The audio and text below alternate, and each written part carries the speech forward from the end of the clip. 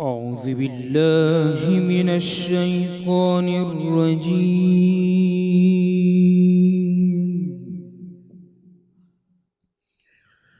بسم الله الرحمن الرحيم.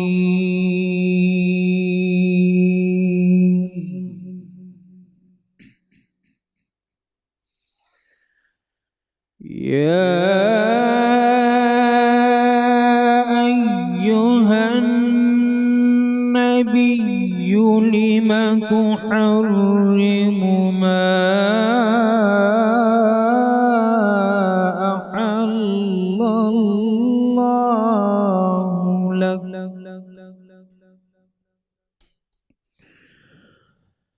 تبتغي مرضات أزواجك والله غفور رحيم.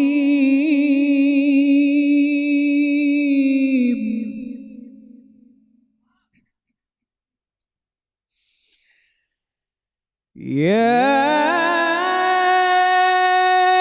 أيها النبي لم تحرم ما أحل الله لك تبتغي مرضات أزواجك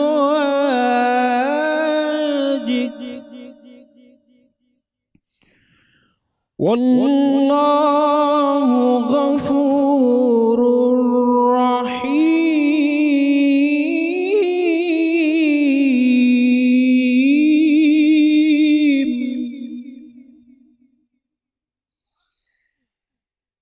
قد فرض الله لكم تحلة أيمانكم والله مولاكم وهو العليم الحكيم.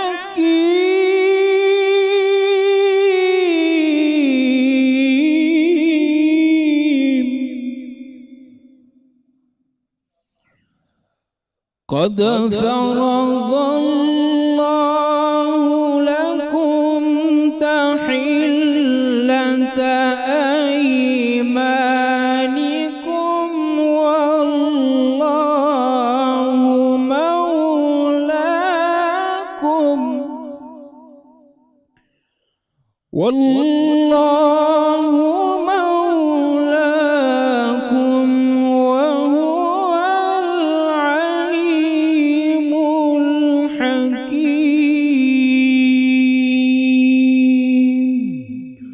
صدق الله العظيم. بسم اللہ الرحمن الرحیم. صدق اللہ العظیم. آپ سب کو خوش آمدید کہتے ہیں سحری کی اس خوبصورت ٹرانسمیشن میں. ہمارا ساتھ رہتا ہے اذان فجر تک، اور ہر دن ہر پل یہ کوشش رہتی ہے کہ کچھ الگ سے الگ بات جو ہے وہ آپ کے سامنے لے کر آئیں. کوئی ایسا ٹاپک جو آپ کے ذہنوں میں ہے، کوئی ایسی بات جو آپ جاننا چاہتے ہیں، آپ پوچھنا چاہتے ہیں، یا کوئی ایک ایسا موضوع جس کو غلط طریقے سے آپ لوگوں کے سامنے پیش کر دیا گیا، یا کوئی ایسی چیز جو کہ در حقیقت ویسی نہیں تھی جو دنیا کے سامنے یا آپ کے سامنے پیش کی گئی. مسئلہ سب سے بڑا یہ آ جاتا ہے کہ ہمارے جو ینگسٹرز ہیں، جو یوتھ ہے،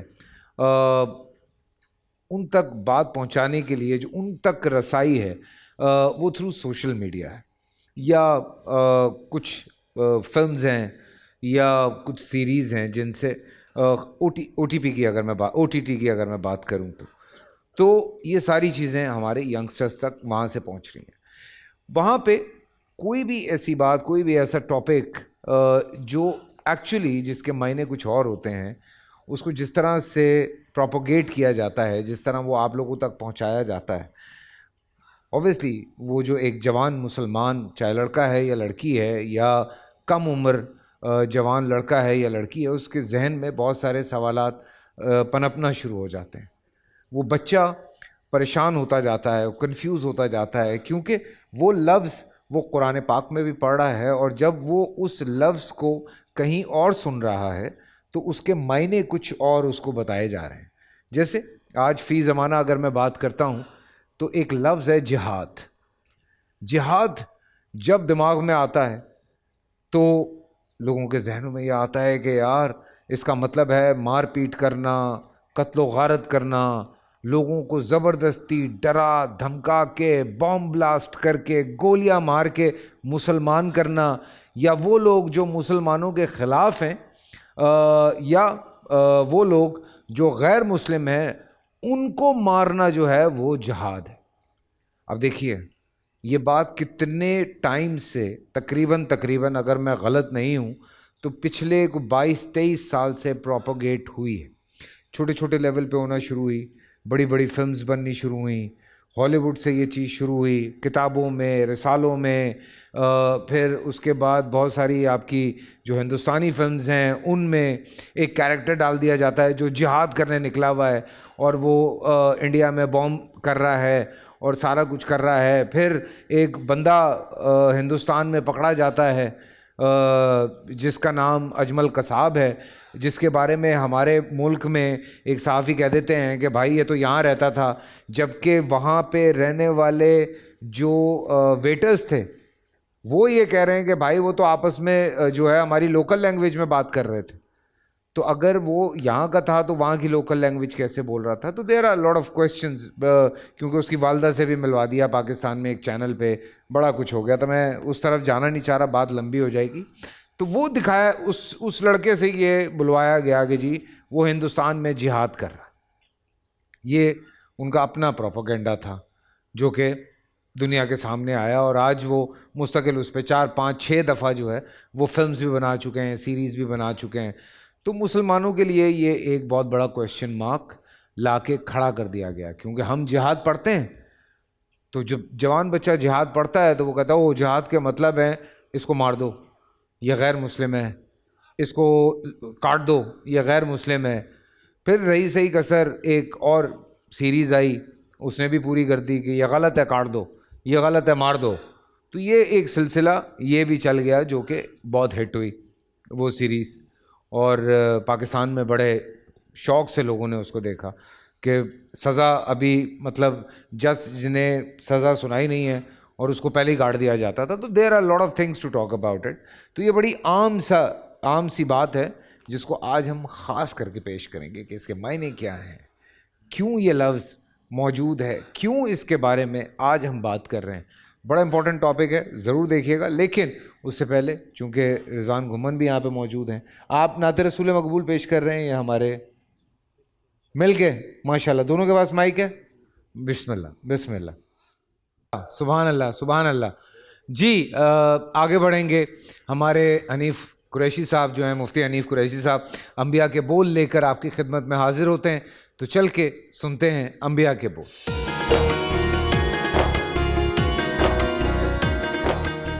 بسم اللہ والصلاۃ والسلام علی رسول اللہ. معزز ناظرین و سامعین, آج ہم اللہ کے ایک پیارے نبی آدم ثانی حضرت سیدنا نوح علیہ السلام کا ذکر خیر سنیں گے.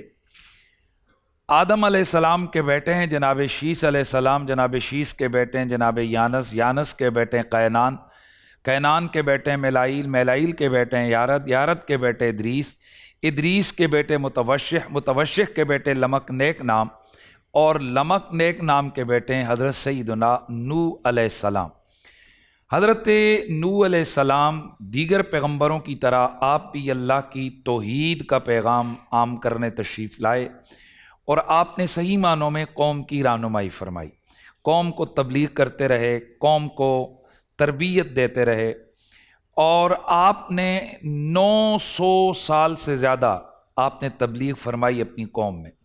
لیکن آپ کی قوم شرک میں, بت پرستی میں اس قدر ڈوبی ہوئی تھی کہ وہ ایک ایک نہیں بلکہ 5 خداؤں کی وہ پوجا کرتے تھے. ان کے بڑے بڑے بت تھے, ود تھا, سواع تھا, یعوق اور نصر. یہ 5 بڑے ان کے خدا تھے جن کو وہ خدا سمجھتے اور ان کو پوجتے, اور اللہ کا نبی پوری بستی میں گھومتے روزانہ جاتے اور فرماتے قوم باز آ جاؤ، فَعْبُدُ اللَّهِ، اللہ کی عبادت کرو، لا الہ غیرہ، اس کے سوا کوئی عبادت کے لائق نہیں ہے۔ معزز ناظرین و سامعین، ذرا غور کریں، اللہ کے نبی کا سٹیمنا، اللہ کے نبی کا حلم، اللہ کے نبی کا صبر دیکھیں۔ 900 سال مسلسل اللہ کا نبی تبلیغ فرماتے رہے، اور آپ کی اس دعوت تبلیغ پر لبیک کہنے والے 80 مرد اور خواتین سامنے آتی ہیں، کل 900 سال اور 80 مرد اور خواتین۔ چنانچہ جب آپ اپنی قوم کو فرماتے کہ اللہ وحدہ لا شریک کی توحید کی طرف آ جاؤ، تو قوم ایک ہی جواب دیتی کہ اے نوح ہمارا وقت ضائع نہ کرو، بلکہ آپ کی کیا حیثیت ہے، ما انت الا بشر مثلنا، آپ تو ہماری طرح کے ایک بشر ہو، آپ کھاتے پیتے اٹھتے بیٹھتے ہمارے اندر ہو، تو آپ کو ہم کیسے مان لیں اور آپ کی بات کیسے مانیں، اور ہم اپنے خداؤں کو کس طرح سے چھوڑ سکتے ہیں۔ چنانچہ مالک ارض و سما کے پیغمبر نے جس وقت ان سے باوجود اتنی کوشش کہ وہ قوم باز نہ آئی، تو مالک کونین کی بارگاہ میں اللہ کے پیغمبر نے عرض کی، مالک اب تو ہی اس قوم کو دیکھ، انہوں نے میری بات کو تسلیم نہیں کیا۔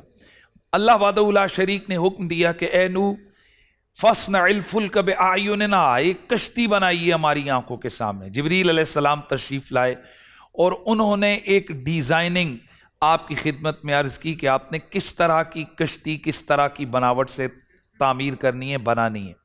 چنانچہ آپ جنگل میں گئے، لکڑیاں کاٹنے لگے، لوگ آتے اور پوچھتے کہ آپ کیا کر رہے ہیں، تو آپ فرماتے میں کشتی بنا رہا ہوں۔ تو وہ لوگ کہکے لگاتے اور وہ ہنستے اور وہ کہتے کہ یہاں جنگل ہے، یہاں کہاں پانی نہیں ہے، تو یہاں سیلاب کہاں آئے گا، سمندر کہاں آئے گا، دریا کہاں آئے گا، کشتی تو پانی پر چلتی ہے۔ معاذ اللہ وہ آپ کے حوالے سے اور ہرزہ سرائی کرتے ہوئے کہنے لگے کہ یہ تو بہک گئے ہیں، معاذ اللہ، اللہ کا نبی نوح علیہ السلام بہک گئے ہیں، یہ عجیب ان کی حالت ہو گئی ہے کہ یہ کشتی بنا رہے ہیں، پانی ہے ہی نہیں اور یہ کشتی بنا رہے ہیں۔ اللہ وحدہ لا شریک کی طرف سے پیغام آیا، نوح آپ ہمارے پیغمبر ہو، آپ کشتی بناؤ۔ چنانچہ جب حضرت نوح علیہ السلام کشتی کو بنا چکے، تو یہ کشتی جب بن کے تیار ہوئی تو تفاسیر میں آتے 550 فٹ لمبی ہے، 90 فٹ چوڑی ہے، اور تقریباً 50 فٹ کے قریب یہ اونچی یہ کشتی تیار ہوئی، جس کی 3 منزلیں۔ اب اس بدبخت قوم نے اس کشتی کے اندر گندگی کو ڈالا۔ اللہ کے نبی پریشان ہو گئے کہ یہ کشتی مالک میں نے تیرے حکم پر بنائی ہے، اب اس کے اندر انہوں نے گندگی کو ڈال کر اس کو بھر دیا۔ اللہ کا کرنا اس قوم پر ایک ایسی بیماری آ گئی کہ سارے جناب پریشان ہو گئے، اور اس کا علاج ان کے سامنے یہ آیا کہ انہوں نے بطور علاج اسی کشتی سے وہی گندگی اٹھا کر اپنے جسموں پر ملنی شروع کی، تاکہ نہ صرف یہ کہ وہ ساری کشتی صاف ہو گئی، بلکہ اس کو انہوں نے بالکل دھو دیا۔ جس وقت اللہ تعالیٰ کی مرضی آئی کہ اس قوم پر عذاب کو مسلط فرمائے، تو اللہ تعالیٰ نے حضرت نوح علیہ السلام کو حکم دیا کہ اے نوح سارے اہل ایمان کو اس کشتی میں بٹھاؤ، اور آپ ہر جانور ہر جاندار کا ایک ایک جوڑا بھی اس کشتی میں بٹھاؤ۔ چنانچہ حضرت نوح علیہ السلام نے تمام جانداروں کے اس وقت جو موجود تھے ان کا ایک ایک جوڑا اس کشتی کے اندر رکھا، تمام اہل ایمان کو کشتی میں بیٹھنے کا حکم دیا۔ تو جیسے ہی یہ لوگ کشتی میں بیٹھے، اللہ کی طرف سے تیز موسلادھار بارش شروع ہو گئی، اور وہ بارش اس قدر طوفان کی شکل اختیار کر گئی کہ ہر طرف جل تھل، ہر طرف پانی پانی ہو گیا۔ آپ کا بیٹا اسی پانی میں غوطے کھا رہا تھا، تو آپ نے اس بیٹے کو فرمایا کہ اے میرے بیٹے آ جا، تو بھی کشتی میں سوار ہو جا۔ کہنے لگا نہیں، میں کشتی میں نہیں بیٹھوں گا، بلکہ میں تو پہاڑی پہ چڑھ جاؤں گا، میں بچ جاؤں گا۔ حضرت نوح علیہ السلام نے مالک کونین کی بارگاہ میں عرض کی، یا اللہ یہ میرا بیٹا ہے، یہ پیچھے رہ گیا۔ اللہ تعالیٰ نے فرمایا اِنَّهُ لَيْسَ مِنْ أَهْلِكَ، اے پیارے نوح یہ تیرا بیٹا نہیں ہے، یہ گمراہ ہے، یہ کافر ہے، اس نے تیری بات نہیں مانی، لہٰذا اس سے تیرا کوئی رشتہ نہیں ہے۔ حضرت نوح علیہ السلام نے کہا مالک تو بہتر جانتا ہے، تیرے فیصلے سب سے زیادہ بہترین ہیں۔ چنانچہ ایک ایسا طوفان کھڑا ہو گیا کہ ہر طرف پوری زمین پانی میں ڈوب گئی اور کشتی پانی پر تیرنے لگی۔ 6 مہینے یہ کشتی یوں ہی مسلسل پانی پر تیرتی رہی، اور جب اللہ کی منشا اور مرضی آئی تو 10 محرم الحرام کو یہ کشتی جودی پہاڑ پر جا کر ٹک گئی، اور آہستہ آہستہ وہ سیلاب کا، طوفان کا وہ پانی ختم ہونے لگا، زمین میں جذب ہونے لگا۔ معزز ناظرین، یہاں یہ بات بھی ذہن میں رہے کہ حضرت نوح علیہ السلام نے وہ جب کشتی بنائی تو مفسرین کرام نے لکھا ہے کہ اس کشتی پر آپ نے کچھ لکھا، اور وہ جو لکھا وہ کیا تھا؟ زمانہ دیکھیے کب کا، اور نوح علیہ السلام کشتی کے اوپر تحریر فرما رہے ہیں، محمد علی فاطمہ حسن حسین، پنجتن پاک کے نام حضرت نوح علیہ السلام اس کشتی پر لکھوا رہے ہیں، لکھ رہے ہیں۔ اور اسی لیے کہنے والا کہتا ہے، اگر نام محمد را نیا ورد شفیع آدم، نہ آدم یافتے توبہ، نہ نوح از غرق نجینا، کہ حضرت آدم علیہ السلام اور حضرت نوح علیہ السلام ان دونوں نے محمد و آل محمد کے وسیلے پیش کیے، اگر یہ وسیلے نہ ہوتے تو حضرت آدم کی توبہ کی قبولیت بھی نہ ہوتی، اور حضرت نوح علیہ السلام آپ کی کشتی بھی اس غرقابی سے بچ نہ پاتی۔ حضرت نوح علیہ السلام کی یہ جو کشتی ہے یہ جودی پہاڑ پر کنارے پر جا کر ٹک گئی، اور اس عذاب کے اندر، اس سیلاب کے اندر وہ تمام لوگ آ گئے جو اس وقت منکرین تھے، اور ان کا خاتمہ ہو گیا، اور دنیا کے اوپر جو بچت ہوئی تو وہ کل 80 افراد جو اہل ایمان تھے، اور ان بچنے والوں میں حضرت نوح علیہ السلام کی بیوی بھی نہیں ہے اور ان کا بیٹا بھی نہیں ہے۔ اس کی وجہ کیا ہے کہ بیوی نے بھی آپ کی نافرمانی کی اور بیٹے نے بھی آپ کے دین سے انحراف کیا، تو یوں اللہ وحدہ لا شریک نے ان 80 افراد کے ذریعے سے پھر اس دنیا پر انسانیت کا سلسلہ پھیلایا۔ اس لیے حضرت نوح علیہ السلام کو آدم ثانی بھی کہا جاتا ہے، کہ وہ جو ایک انسانیت کا سلسلہ ہزاروں لاکھوں میں پہنچ چکا تھا وہ واپس گھٹ کے 80 افراد تک محدود ہو گیا۔ یہ اللہ کے پاکیزہ پیغمبر تھے، اپنی ڈیوٹی انہوں نے پوری کی، اللہ کے حکم کی تعمیل میں محنت اور قوت کے ساتھ آپ تبلیغ دین فرماتے رہے۔ انشاءاللہ العزیز کل ہماری گفتگو میں ایک نئے پیغمبر پاک کا تذکرہ ہوگا۔ ہمارا وقت اختتام پذیر ہوا، اجازت دیجیے، اپنا خیال رکھیے، اور رمضان المبارک کی ان پرکیف اور بابرکت گھڑیوں اور ساتوں سے استفادہ کیجیے۔ السلام علیکم ورحمۃ اللہ تعالی وبرکاتہ۔ حضور میری تو ساری باہر آپ سے ہے، میں بے قرار تھا، میرا قرار آپ سے ہے، حضور میری تو ساری بہار آپ سے ہے، میں بے قرار تھا، میرا قرار آپ سے ہے، میں بے قرار تھا، میں بے قرار تھا، میں بے قرار تھا، میرا قرار آپ سے ہے، حضور میری تو ساری کہاں وہ عرض مدینہ، کہاں میری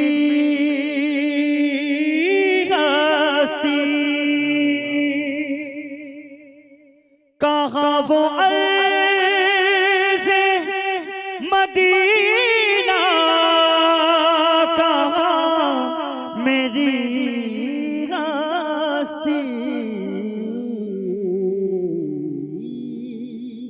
یہ حاضری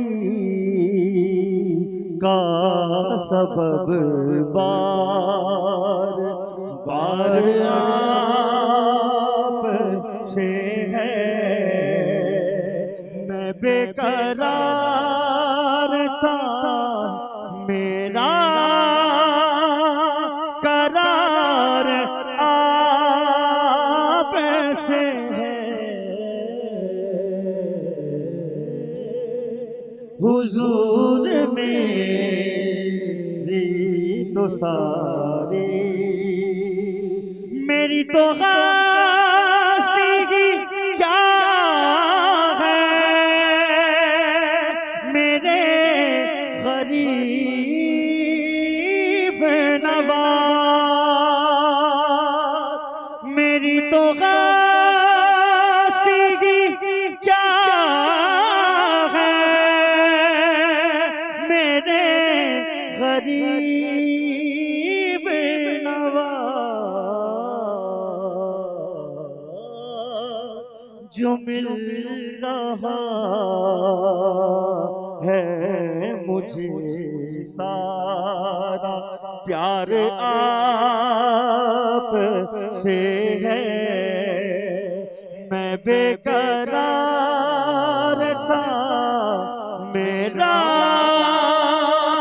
قرار آپ سے ہے میں بے قرار تھا میں بے قرار تھا میں بے قرار تھا میرا قرار آپ سے ہے حضور میری تو ساری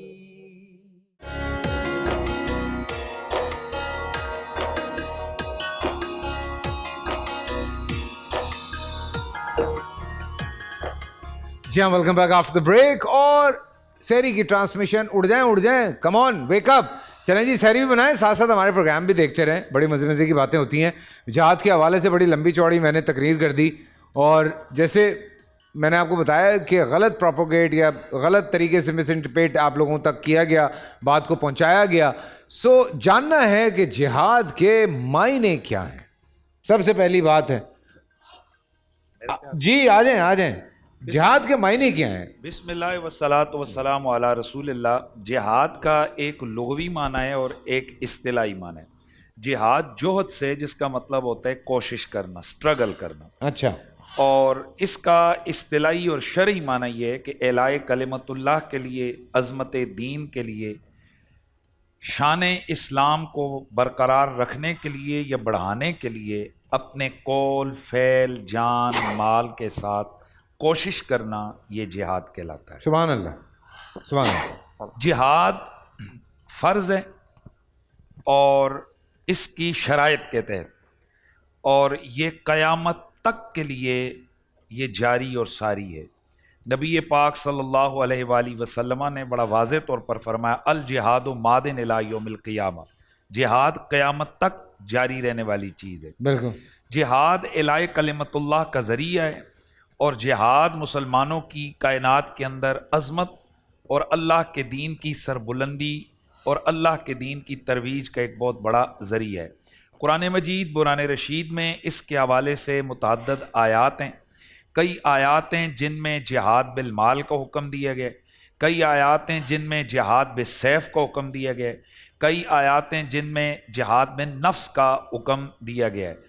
اب اس کو جس وقت ہم ڈیٹیل میں جا کر ہم بات کرتے ہیں یا ہم بات کریں گے تو پھر اس وقت جو آپ نے اوپننگ میں اپنی گفتگو کی ہے اس کا مفہوم بالکل بڑا واضح ہو جائے گا. آپ نے یہ جو کہا ہے کہ دنیا کے اندر یہ کانسیپٹ گیا ہے, یہ جاری ہے, یعنی عوام کے سامنے عام طور پر کہ جہاد کا مطلب ہے جی کہ بس پکڑو اور سر تن سے جدا کر دو. جیسے میں آپ کو بھی ریمائنڈ کروا دیتا ہوں. آپ کو یاد ہوگا 9/11 was the breaking point for جہاد, کیونکہ انہوں نے جو لفظ انہوں نے اٹھایا اور اس پہ انہوں نے بہت ساری فلمز بھی بنائیں. یا 9/11 ہمارے سامنے آیا تو اس میں ایک لفظ نکل کے سامنے آ رہا تھا کہ مسلمان جہاد پہ نکل چکے ہیں. واٹ عربی میں جو وہ بات کر رہے تھے تو وہ بات پوری دنیا کو یہ بتائی جا رہی تھی کہ یہ انہوں نے جہاد کیا ہے وہاں پہ دونوں جہاز مار کے یا باقی یہ سب کچھ کر کے یا ان پہ غیر مسلموں پہ اٹیک کر کے. تو یہ انہوں نے یہ جہاد کا لفظ ایسے پوری دنیا کو سنایا ہے. دیکھیں اس میں آپ اس بات کو ذہن میں رکھیں کہ یہ عالم کفر کی سازش ہے بالکل کہ وہ ہر دور میں جو اسلام کی حسین چیز ہے, یہ جو اسلام کے اصول ہیں, یہ جو اسلام کے اندر فرائض و واجبات ہیں, ان کا مذاق بنانے کے لیے یا ان کی غلط تشریح کر کے لوگوں کو اسلام سے برگشتہ کرنے کے لیے یہ کوششیں کرتے رہتے ہیں. آپ نے دیکھا ہوگا کہ لال مسجد کی آڑ میں ایک بھرکے کو شدید قسم کا تنقید کا نشانہ بنایا گیا. پھر اسی لال مسجد آپریشن کی آڑ میں مدارس کو ٹارگٹ کیا گیا, چونکہ مدارس ہی وہ ایسی جگہیں تھیں کہ جہاں سے اسلام کا ایک سافٹ پکچر جا رہی تھی, اور لوگ حیران ہو رہے تھے کہ یار یہ کیسی جگہیں کہ جہاں لاکھوں کی تعداد میں بچوں کی پرورش بھی ہو رہی ہے, ان کو مفت تعلیم بھی دی جا رہی ہے, اور تیزی سے لوگ ان مدارس کی طرف راغب ہو رہے تھے. لہذا عالم کفر نے اپنی سازش کے تحت مدارس کو بدنام کرنے کے لیے ایک پورا ڈرامہ رچایا, جس میں مرحوم جنرل مشرف صاحب مین جو ہے نا اس کے اندر ہیرو کے طور پر سامنے آئے, ان کے ہیرو کے طور پر وہ سامنے آئے. اور وہ دنیا نے دیکھا کہ ان کی یہ پریکٹس بنیادی طور پر پاکستان کے لیے بھی نقصان کا باعث بنی, اسلام کے لیے بھی بڑا نیگیٹو میسج گیا. اسی طرح جو خبریں ہم لوگوں تک پہنچی تھیں, ہم چونکہ لائیو دیکھ رہے تھے, مجھے یاد ہے اچھی طرح سے, وہ خبریں یہ پہنچ رہی تھی کہ اندر سے راکٹ لانچرز مارے جا رہے ہیں. جی اچھا, اب دیکھیں وہ ساری دنیا کے سامنے بعد میں آ گیا کہ وہ کیا تھا, اندر ایٹم بم تھا یا اندر مارٹر گولے تھے, ٹینک بھی تھے, میزائل بھی تھے, غوری بھی وہیں سے بعد میں برآمد ہوا, اور نصر میزائل تو وہاں پر فٹ کیا ہوا تھا. خدا کا خوف کریں, یہ ساری چیزیں ہم اس طرف نہیں جا رہے ہیں. وہ دنیا نے دیکھ لیا کہ اس کا کتنا فائدہ ہوا اور کتنا ہمیں نقصان. صحیح بات ہے. اسی طرح 9/11 کے بعد جہاد کو سامنے رکھتے ہوئے مسلمانوں کی ایک تصویر کشی کی گئی کہ یہ ہیں مسلمان جو بغیر کسی دلیل کے اٹھ کر کسی بھی جگہ پر خودکش حملہ کر دیتے ہیں. حالانکہ انہوں نے کبھی بھی یہ زحمت گوارا نہیں کی ہے کہ وہ مسلمان جو صحیح مسلمان اسکالرز ہیں, جو اسلام کے ریپرزینٹیٹیو ہیں, اسلام کو اچھی طرح ریپرزینٹ کرتے ہیں, وہ بلا کر ان کے ساتھ ڈیبیٹ کریں, ان کو انٹرنیشنل میڈیا پر بولنے کا موقع دیں کہ وہ یہ وضاحت کریں کہ اصل میں جہاد ہے کیا, یا ہمارا کانسیپٹ اسلام میں جہاد کا کیا ہے. تو یاد رکھیں کہ یہ انڈیویجلی اٹھ کر خودکشی کر لینا, خودکش دھماکہ کر لینا, یہ کسی کو اٹھ کر قتل کر دینا, یا آپ کے پاس پاور اور طاقت نہیں ہے, آگے 500 فوجی کھڑا ہے دشمن کا اور آپ اکیلے جا کر کہتے ہو ڈا ڈا ڈا اور مر جاتے اور کہتے ہو جی میں نے جہاد کیا ہے, یہ خودکشی ہے. یہ جہاد نہیں ہے. جہاد کے اصول ہیں, ضابطے ہیں, قوانین ہیں, اور اس کے لیے جو جہاد ہے اس کی قسمیں. کبھی یہ جہاد آپ پہ فرض ہوتا ہے, کبھی جہاد آپ پہ سنت اور مستحب ہوتا ہے, کبھی جہاد مباح ہوتا ہے.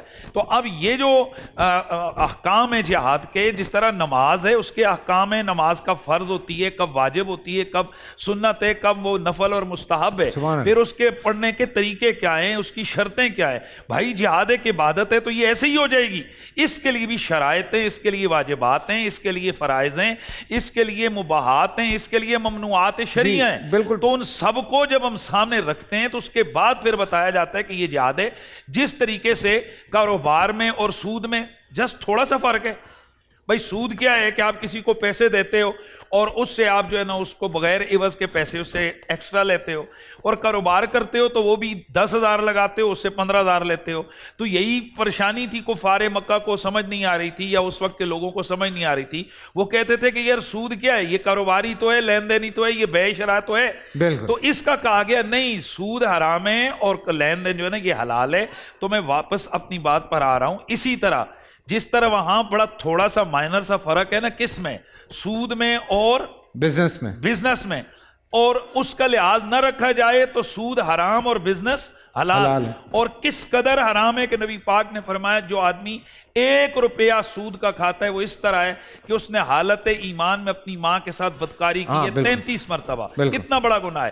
اسی طرح اگر ان شرائط کا لحاظ نہیں رکھا جائے گا تو جہاد اور فساد میں فرق نہیں رہے. سبحان اللہ, سبحان اللہ.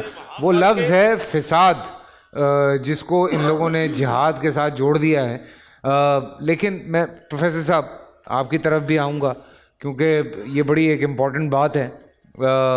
میں یہ جاننا چاہتا ہوں آپ سے بھی کہ پچھلے دنوں آپ نے دیکھا کراچی پہ بہت سارے حملے ہوئے اور جو لوگ پکڑے گئے وہ ہمارے مسلمان بھائی تھے 2 کے وہ کسی دوسرے ملک سے تعلق رکھتے تھے.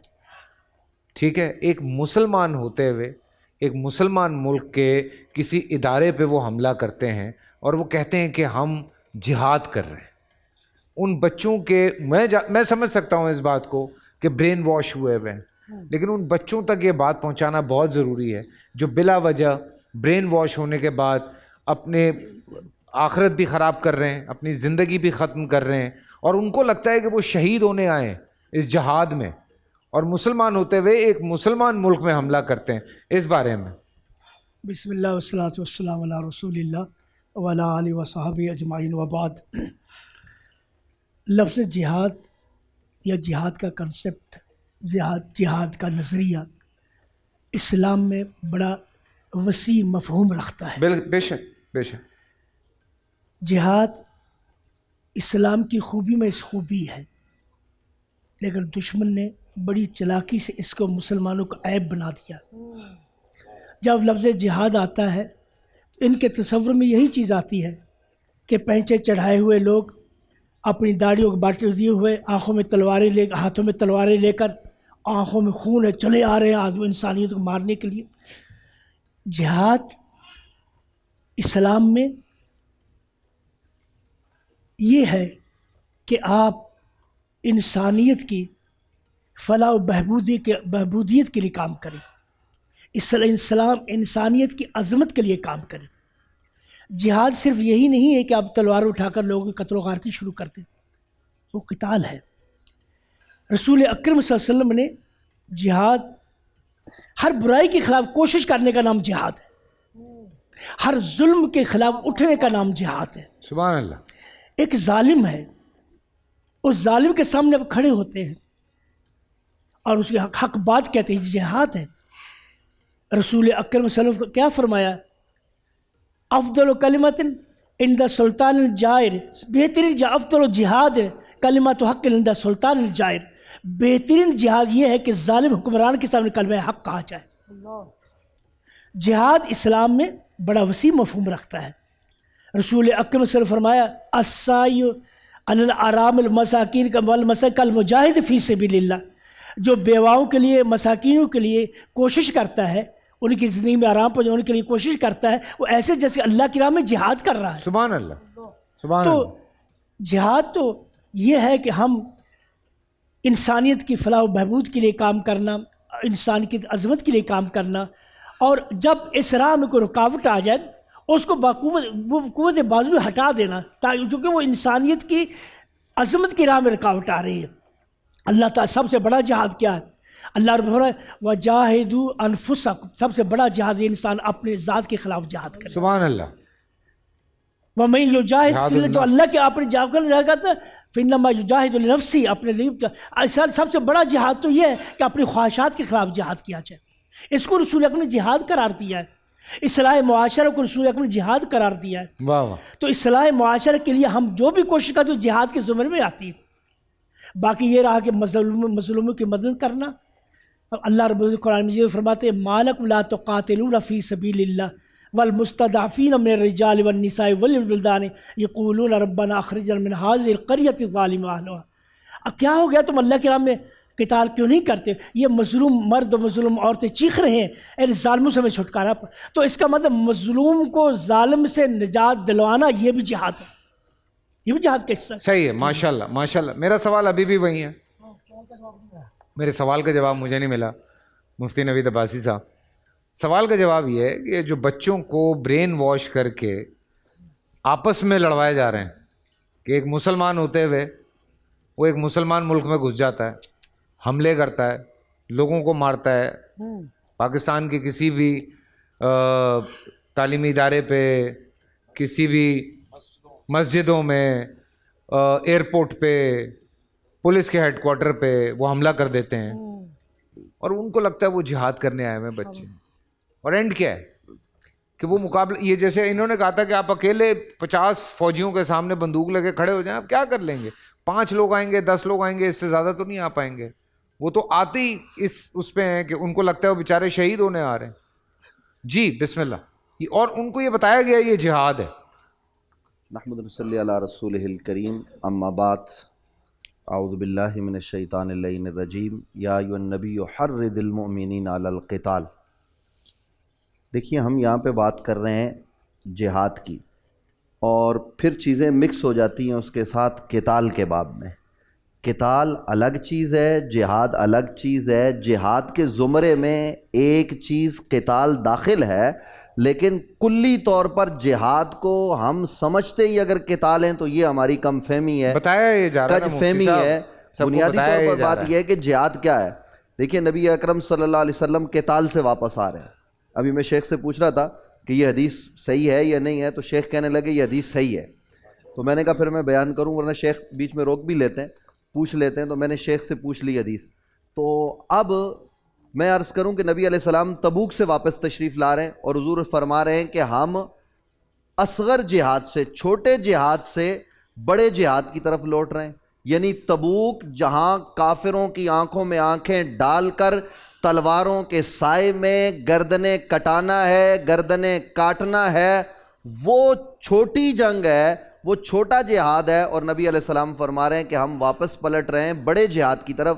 یعنی ہم نے شیطان و نفس کے خلاف جو کوشش اور کاوش کرنی ہے، جو ہم نے اپنے معاشرے کو ہر قسم کی بے حیائی، فحاشی، عریانی، 2 نمبری، کرپشن، لوٹ کو سوٹ سے بچانا ہے، یہ نبی علیہ السلام نے فرمایا جہاد ہے. یعنی نبی علیہ السلام کے یہ الفاظ تو نہیں ہے، یہ میں تشریح کر رہا ہوں کہ ان چیزوں سے بچانا اپنے آپ کو، اس کو بڑا جہاد قرار دیا گیا ہے. تو اب جو جس طرف آپ نے اشارہ کیا، دیکھیے جسم آپ نے سفید کپڑے پہنے ہو نا، تو سفید لباس پر جب مکھی بیٹھتی ہے تو وہ دور سے نظر آتی ہے، کالے لباس پر شاید نظر نہ آئے. تو مسئلہ یہ ہے کہ مسلمان یہ اتنے نور کے دین کے حامل لوگ ہیں، ان میں جب کوئی چھوٹا سا گروہ یا چھوٹا سا طبقہ کوئی غلط کام کرتا ہے تو اس کو تھوپ دیا جاتا ہے اسلام پر کہ جی مسلمان ایسے. حالانکہ اسلام تو امن کا دائی ہے، اسلام تو پیار کا دائی ہے. محترم فیصل قریشی صاحب، جس قتال کو شاید لوگ سمجھ کے برا سمجھ رہے ہوں، میں یہ گزارش کرنے لگا ہوں کہ نبی اکرم صلی اللہ علیہ وسلم جہاد پر صحابہ کو روانہ کر رہے ہیں اور فرما رہے ہیں جاؤ کفار کے خلاف جنگ کرو تلوار اٹھا کے. لیکن مان فرما رہے ہیں اگر بوڑھے تمہارے سامنے آ جائیں تو تلوار نہ چلانا، بچے تمہارے سامنے آ جائیں تو انہیں کوئی نقصان نہ پہنچانا. اگر تمہارے سامنے خواتین آ جائیں، کون سی؟ ان کی جو تمہارے خلاف جنگ میں لڑ رہے ہیں مرد، ان کی عورتیں آ جائیں تو انہیں نقصان نہ پہنچانا. لہلاتے ہوئے کھیتوں کو، درختوں کو، سرسبز و شاداب وادیوں کو نقصان نہ پہنچانا. یہ ہے اسلام کی تعلیمات. کب؟ جہاں کوئی تہذیب و تمدن کا خیال نہیں رکھا جاتا. پرانے زمانے میں جنگوں میں اور آج بھی ہیروشیما اور ناگاساکی پر جناب ایٹم بم برسا دیے جاتے، کوئی پوچھنے والا نہیں ہے. افغانستان کو جناب بالکل ملیا میٹ کر دیا جاتا ہے. تورا بورا پر جو ہے نا وہ بم برسائے جاتے ہیں. نہ عورت کا خیال، نہ مرد کا خیال، نہ بچے کا، نہ بیوی کا، کسی کا نہیں. لیکن اسلام ان حالات میں بھی کہتا ہے عورتوں کا خیال کرو، بچوں کا خیال کرو. تو جب ہم اسلام کے ساتھ وابستہ ہوں گے فیصل قریشی صاحب، تو آپ کہہ رہے ہیں ہمیں جواب نہیں ملا، تو جواب اس کا بڑا سیدھا سادہ 2 ٹوک یہ ہے کہ آپ اسلام سے وابستہ ہو جائیں. کوئی گروہ اگر 2 نمبری کرتا ہے اسلامی ریاست میں رہتے ہوئے، تو یہ علماء موجود ہیں نا، یہ تمام تر علماء کرام موجود ہیں. آپ ان کو بٹھا کر ایک ضابطۂ اخلاق طے کریں اور ان سے مشورہ لیں کہ جناب ہم نے جہاد کرنا ہے تو کس طریقے سے آگے بڑھنا ہے. اگر کسی بھی جماعت میں 1%، 1.5%، 2% 2 نمبر لوگ ہیں تو انہیں ہم باہر کر سکتے ہیں جو جہاد کے نام پر غلط کام کو فروغ دے رہے ہیں. کسی کے بچے کو پکڑ کر اس کا برین واش کرنا کہ جناب جا کے تم دیوبندیوں کی مسجد میں پھٹ جاؤ، یا تم بریلویوں کی مسجد کو اڑا دو، ایون تم کسی امام بارگاہ میں جناب جا کے بم دھماکہ کر لو، تم کسی اسکول کو اڑا دو، تم کسی آرمی پبلک اسکول میں جا کے جناب بچوں کے چھیتڑے اڑا دو، تم کسی میڈیا ہاؤس پر حملہ کر دو. کوئی بھی ایسا کام کرتا ہے تو اس کی ہم سب نہ صرف مذمت کرتے ہیں بلکہ یہ کہتے ہیں کہ ایسے آدمی کے خلاف قانون حرکت میں آئے. یہ جہاد نہیں، یہ جہاد نہیں ہے، قطعاً جہاد نہیں ہے. اس سے یہ فساد فی الارض ہے، اور فساد فی الارض پھیلانے والوں کو سرے عام چوک میں گردنیں اڑا کر حکومت کو اور ہم سب کو یہ پیغام دینا چاہیے کہ فسادی کی کوئی گنجائش نہیں ہے، جہادی کی گنجائش. سبحان اللہ، سبحان اللہ. علامہ صاحب، کتنے قسم کے جہاد ہیں؟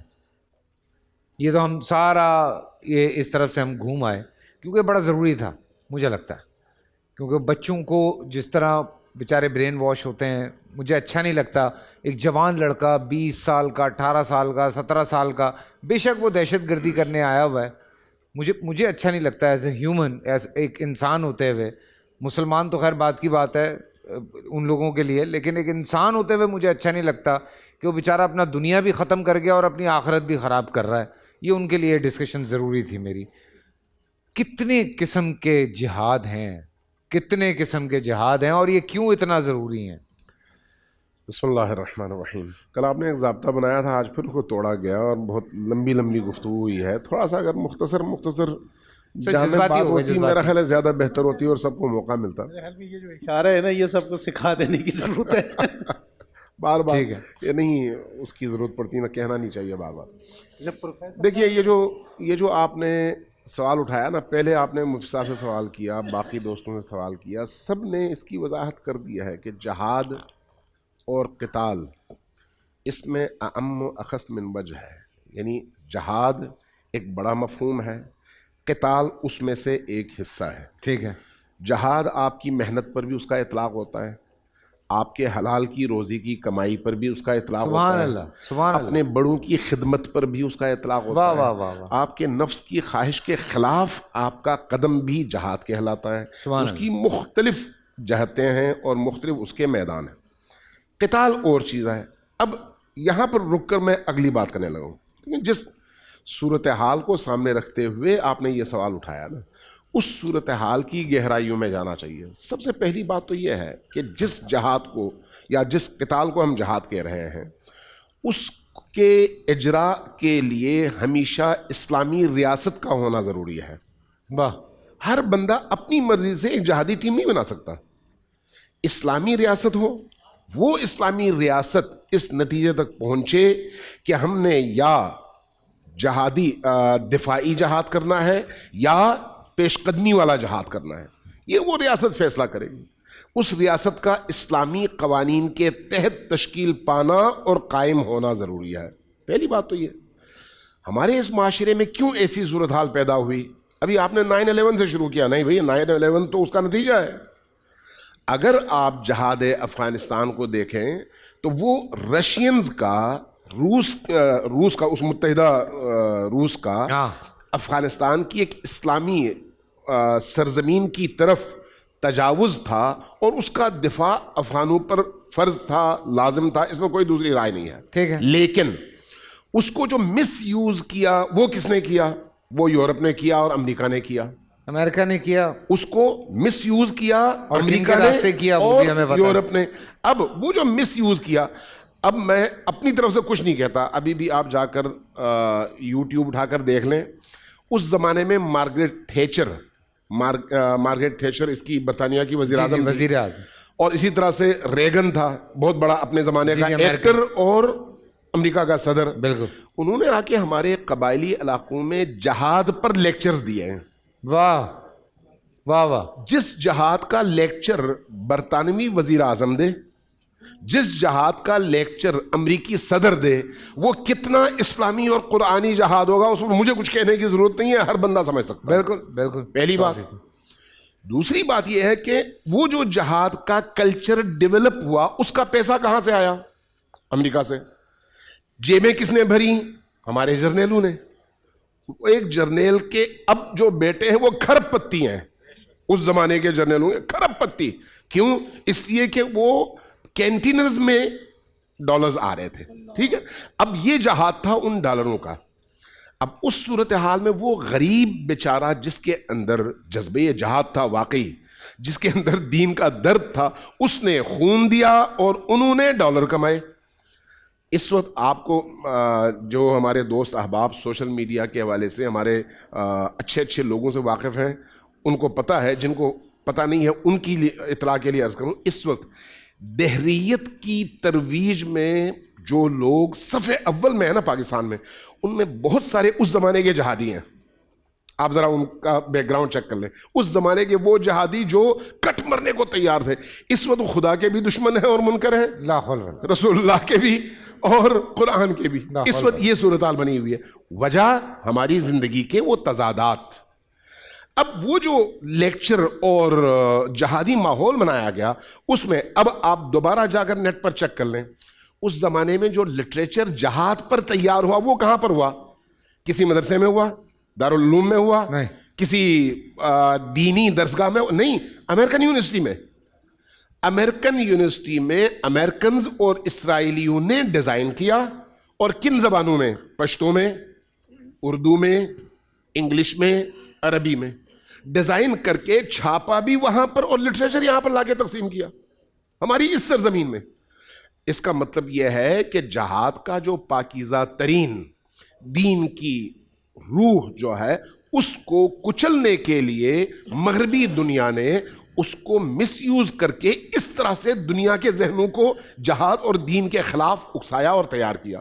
یہ اس کا تسلسل ہے جو بعد میں جو کچھ ہم دیکھتے ہیں وہ صرف افغانستان نہیں ہے. جو کچھ سیریا میں ہوا، جو کچھ لبنان میں ہوا، جو کچھ یمن میں ہوا یا ہو رہا ہے، جو کچھ عراق میں ہوا، جو کچھ ہمارے عرب خطوں میں ہوا، اس سارے کا نتیجہ اگر آپ نکال لیں، 2-3 نکات ہیں اور بڑے ہی اہم ہیں، اور یہی اس گفتگو کا حاصل ہے. واہ واہ واہ 2-3 واہ واہ نکات. شاہ صاحب. وہ کیا ہے؟ سب سے پہلے سب سے زیادہ نقصان ہوا اسلام کا. بے شک. سب سے زیادہ نقصان. یعنی یہ جو 7-7.5 ارب کی دنیا ہے، اس میں 1.5 ارب مسلمان بن گئے دہشت گرد، جبکہ اس سے پہلے یہ مسلمان سلامتی کا پیغامبر تھے. بالکل. لیکن اس جہاد کے کلچر کو ڈیولپ کر کے انہوں نے اسلام کے چہرے کو سب سے زیادہ مسخ کیا. سب سے پہلا فائدہ انہوں نے یہ اٹھایا، اور اس کے نتیجے میں جو دوسرا فائدہ اٹھایا وہ یہ کہ اسلام کی جو بڑھتی ہوئی صورتحال تھی اس کے رستے میں انہوں نے بند باندھے پوری دنیا کے اندر. لیکن اس میں وہ کامیاب نہیں ہوئے اور نہ کامیاب ہو سکتے ہیں. لیکن بہرحال پروپیگنڈے کی ساری مشینری ان کے ہاتھ میں ہے. یہ اس کا دوسرا انہوں نے فائدہ اٹھایا. تیسرا جو بڑا فائدہ اٹھایا وہ کیا ہے؟ اس وقت اگر آپ انٹرنیشنل بزنسز میں دیکھیں تو سب سے بڑا جو بزنس ہے وہ عورت کا بیچنا ہے. سب سے بڑا آج کی تاریخ میں. آپ ذرا انٹرنیٹ چیک کر لیں، میں نے دیکھا ہے. اس کے بعد دوسرا جو بزنس ہے وہ ہے اسلحے کا. اسلحہ ان کا بنا کس کا؟ فرانس کا، رشیا کا، امریکہ کا، جرمنی کا، برطانیہ کا. یہ اسلحہ کہاں پر بکا؟ مسلمان ممالک میں. خون کس کا بہا؟ مسلمان کا. انفراسٹرکچر کس کا تباہ ہوا؟ مسلمانوں کا. بدنامی کس کی ہوئی؟ مسلمانوں کی. قحط سالی کہاں پر آئی؟ مسلمانوں میں. غربت کہاں پر آئی؟ مسلمانوں میں. فائدہ کس نے اٹھایا؟ انہوں نے. اور آپس میں کون لڑ رہے ہیں؟ مسلمان. پیسہ کہاں منتقل ہوا؟ وہاں پر. اور وہاں سے ادھر کیا آیا؟ خون اور تخریب، دھماکے اور خونخواری. اللہ اکبر. یہ اس کا میسج ہے. لہٰذا یہ جو جہادی کلچر ہے اس پر اثر نو غور کرنے کی ضرورت ہے. آج جو ہم نتائج بھگت رہے ہیں یہ وہ نتائج ہیں جو اس زمانے کے لوگوں نے بیج بوئے، ذہن تیار کیے. اب وہ آپ کے اپنے اختیار سے باہر ہیں. اس زمانے میں کسی اس کے تحت تھے، ماتحت تھے، پابند تھے. اب وہ آزاد ہے. ہر لینڈ لارڈ اپنے بدماش جہادی کے طور پر پالتا ہے اور پھر اس کو استعمال کرتا ہے، وہ بھی اپنی کمائی کے لیے. سبحان اللہ. اور میرے خیال سے بہت کھل کے کہہ دیا ہے علامہ صاحب نے. پتہ نہیں کہ 9:30 کی ہوتا ہے. پر چلیں جی چھوٹا سا بریک سے واپس آتے ہیں. کہیں مت جائیے گا.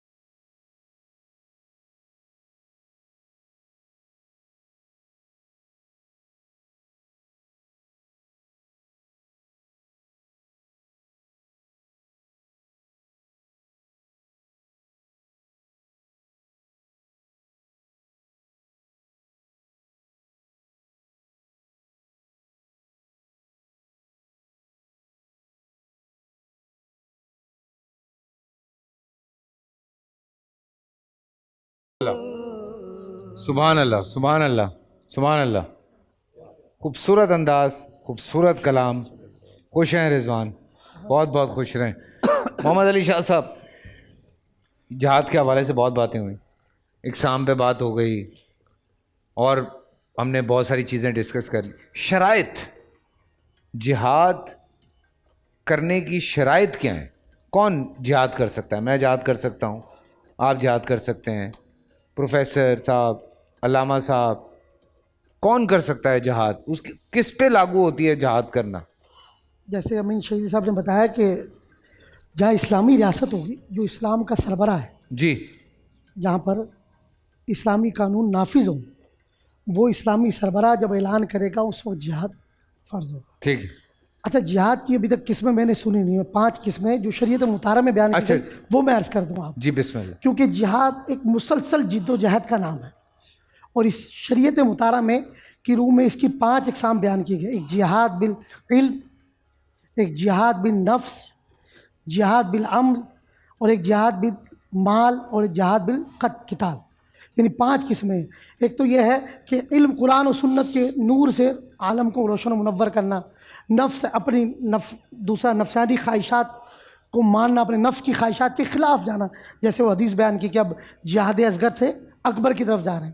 تیسرا, اپنے عمل اور کردار سے, کئی ایسے بزرگ تھے ان کے چہروں کو دیکھ کر کفار کلمہ پڑھ دیتے, تقویٰ, پرہیزگاری, روحانی, یعنی اسی طرح کردار ان کا.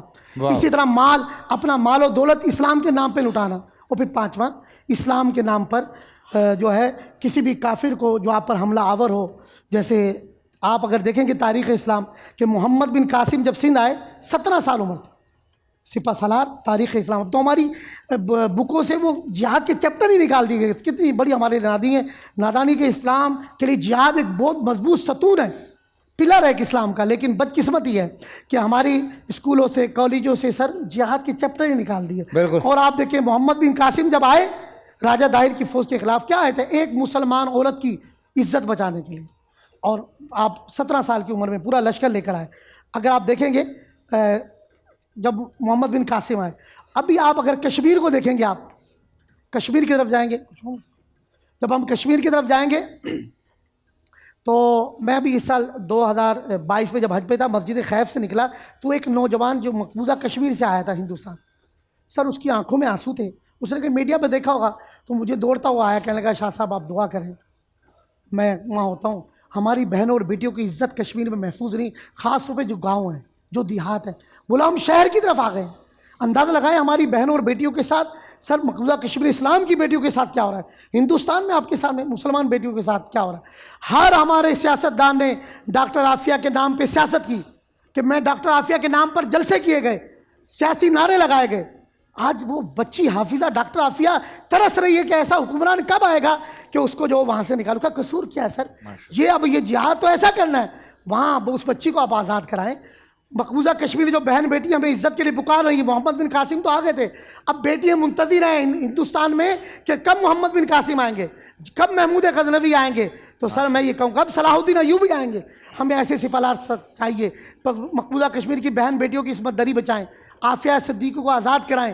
اور جہاں پہ بھی اس وقت فلسطین میں, شام میں, سیریا میں, مقبوضہ کشمیر میں مسلمانوں کے ساتھ جو ظلم ہو رہا ہے, آواز کے ساتھ ساتھ عملی کردار بھی کریں. سر لیکچر کب سب دے دیتے ہیں, کشمیر ڈے منایا جاتا ہے, پریکٹیکل آگے تو بڑھیں.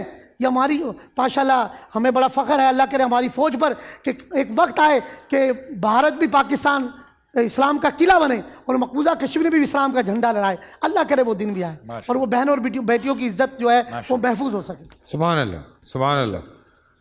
اور دیکھیں یہ تو ہم سب کی یہی خواہش ہے کہ اللہ پاک سب کو اپنی حفظ و امان میں رکھے. اور ہم تو جب بات شروع کرتے ہیں, ایک مسلمان جب کسی سے بات ہی شروع کرتا ہے تو وہ سلام سے بات شروع کرتا ہے, تو وہ سلامتی بھیج کے بات شروع کرتا ہے.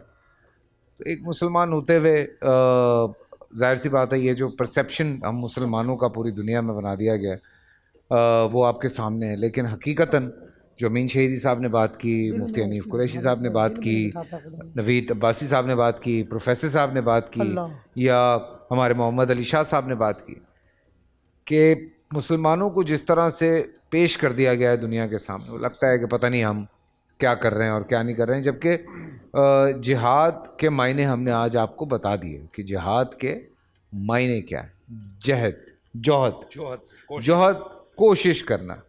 تو پلیز آئندہ کہیں پہ آپ اس طرح کی چیز دیکھیں، سنیں، اس کو کنڈیم ضرور کریں، اس کے اوپر بات ضرور کریں، انٹرنیشنل میڈیا پہ جا کے اس حوالے سے ضرور لکھیں کہ بھائی یہ ہے. اور قرآنی آیات اب تو خیر دیکھیں مسئلہ نہیں ہے، بہت ساری ایپس ہیں، قرآن پاک پورا موجود ہے ترجمے کے ساتھ، وہاں سے کاپی کریں، پیسٹ کریں کہ بھائی خود پڑھ لو، یہ لکھا ہوا ہے، یہ معنی ہے، اور تم لوگ غلط پرسپیکٹیو جو ہو وہ پوری دنیا کو پیش کر رہے ہو. فیصل بھائی، تو یہ ایک شہیدی صاحب نے جو آج عکاسی بیان کی، میں کہہ رہا ہوں یہ بار بار چلنا چاہیے، ہر مسلمان کو سننا چاہیے کہ اسلام اور مسلمان کے خلاف کتنی بڑی سازش ہوئی ہے. وہ تو انہوں نے ہمیشہ سے بہت زبردست تاریخ بیان کی ہے.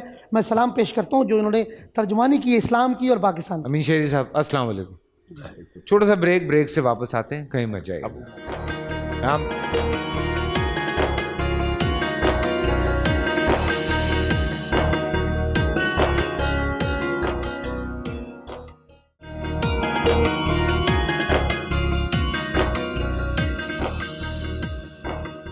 السلام علیکم. ایک دفعہ پھر آپ سب کو خوش آمدید. اور کافی لمبی ڈسکشن ہوئی جہاد کے حوالے سے. آئی ایم شیور آپ لوگوں تک جو میسیج ہے وہ پہنچا. کیا حل، میں مفتی ابو محمد صاحب کی طرف چلتا ہوں کہ آنے والے وقت میں حل، بیکاز دیکھیں ہمیں کنکلوژن کی طرف جانا ہے. ہم نیوز شو تو کر نہیں رہے ہیں کہ لڑا کے بات ختم کر دی. رات کو لڑائیاں ہوتی ہیں، صبح اٹھ کے مارننگ شو ہوتے ہیں. رات کو لگتا ہے پاکستان ختم ہو جائے گا، صبح لگتا ہے نئی شادی شروع ہو گئی ہے. لاہور میں بھی ایسا ہوتا ہے، اسمبلی میں اکٹھے ہوتے ہیں، گپ شپ کر رہے ہوتے ہیں، یہ سب باہر لڑائی کر رہے ہوتے ہیں. ہاں، اندر لڑائی کر رہے ہوتے ہیں، باہر وہ سب ہانڈی ایک ہوتی ہے. تو کیا اسباب، کیا چیزیں ایسی اب پیش کی جائیں، ان کو ایک کیا جائے، کس طرح سے جوڑا جائے؟ یہ جہاد کیا ہے؟ یہ جہاد کو کس طرح سے ریویم کیا جائے؟ اگر میں سچی بات کروں، کیونکہ ایک لفظ جو پہنچا دیا گیا وہ جہاد کا نام سن کے کہ یار میں جہاد کر رہا ہوں، وہ لوگ سمجھتے ہو پھٹنے والا ہے. صحیح بات ہے جی مفتی صاحب. بسم اللہ الرحمن الرحیم. سبھی احباب نے اپنا اپنا نقطۂ نظر اس پر پیش کیا. اللہ تعالیٰ مجھے بھی حق سچ کہنے کی توفیق نصیب فرمائے. آمین. اور میرے خیال میں یہاں بہت زیادہ سچ کہا جائے تو ویگو ڈالا بھی آ جاتا ہے بغیر نمبر پلیٹ کے. تو بہرحال جب تک مسلمان گیم چینجر رہا، اسلام فاتح رہا. سبحان اللہ. جب تک مسلمان ایک رہا، اسلام کا غلبہ رہا. سبحان اللہ. جب تک مسلمان متفق رہا، متحد رہا، پوری دنیا کے اندر اسلام راج کرتا رہا. واہ. اور جب مسلمان آپس میں متفق نہ رہ سکا، گیم چینجر نہ رہ سکا، تو پھر یہ تنکے ہو گیا، اسے گاجر مولی کی طرح کاٹا گیا. یہ ہماری تاریخ، ابھی سبھی احباب نے کہا، یہ کوئی 50 سال یا 100 سال کی تاریخ نہیں. آپ دیکھیں اسلام کو اگر اس بات پر ہم غور کریں کہ آج جہاد جرم کیوں بنا. جہاد بہت مقدس لفظ ہے، قتال بہت مقدس لفظ ہے. جرم بنا مسلمانوں کو پوری دنیا میں کبھی کافر نے اتنا نقصان نہیں پہنچایا.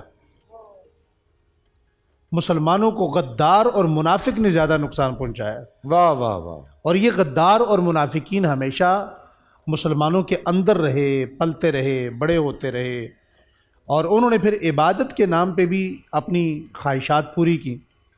جہاں تک تعلق ہے جہاد کا، تو جہاد موقع محل کی مناسبت سے دیکھا جائے گا کہ یہ جہاد کون سا جہاد ہے، جہاد کی کون سی ضرورت یہاں پہ ہے. جہاد بالنفس ہے، جہاد بالمال ہے، یا جہاد بالقتال ہے.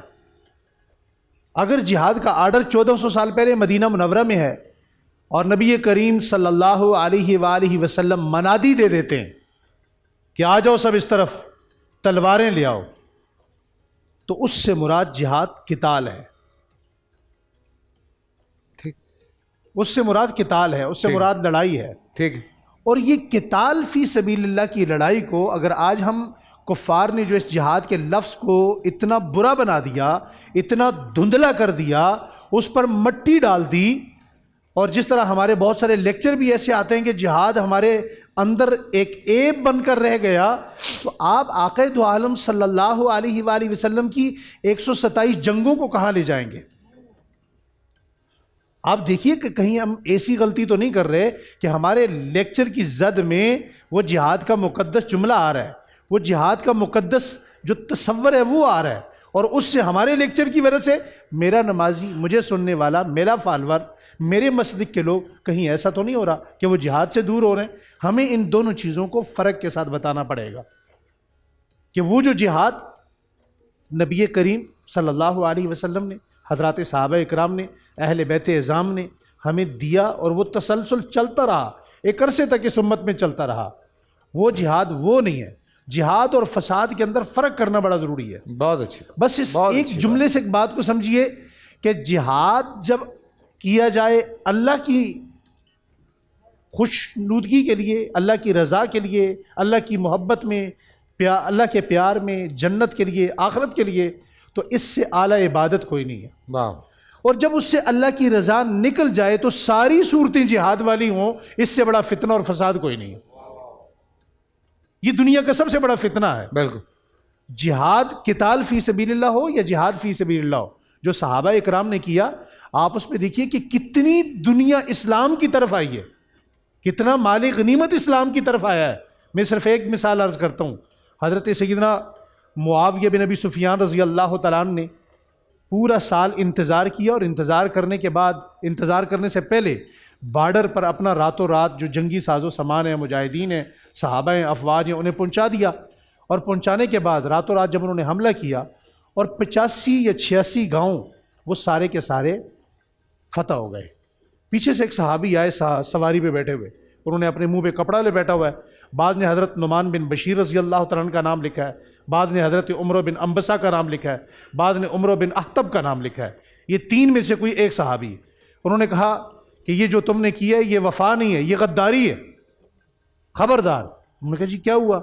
کہا تم نے، نبی کریم صلی اللہ علیہ وسلم نے منع فرمایا ہے کہ جب تک تمہارا کسی سے معاہدہ ہے، تم اس معاہدے کے وقت سے پہلے، جب تک وہ اپنا تمہارے اوپر پہل نہ کرے، اس وقت تک تم کوئی تیاری نہیں کرو گے، تم حملہ نہیں کرو گے، تم نے پہل کیوں کی؟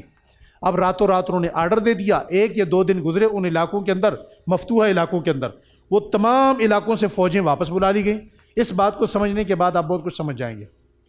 جب وہ ساری فوجیں واپس آ گئیں تو وہاں کا جو عیسائی بادشاہ تھا، اس نے پوچھا بھائی پہلے آپ لوگوں نے یہ علاقے ہمارے فتح کیے، قصبہ جات، دیہات، اب آپ واپس کیوں پلٹ گئے؟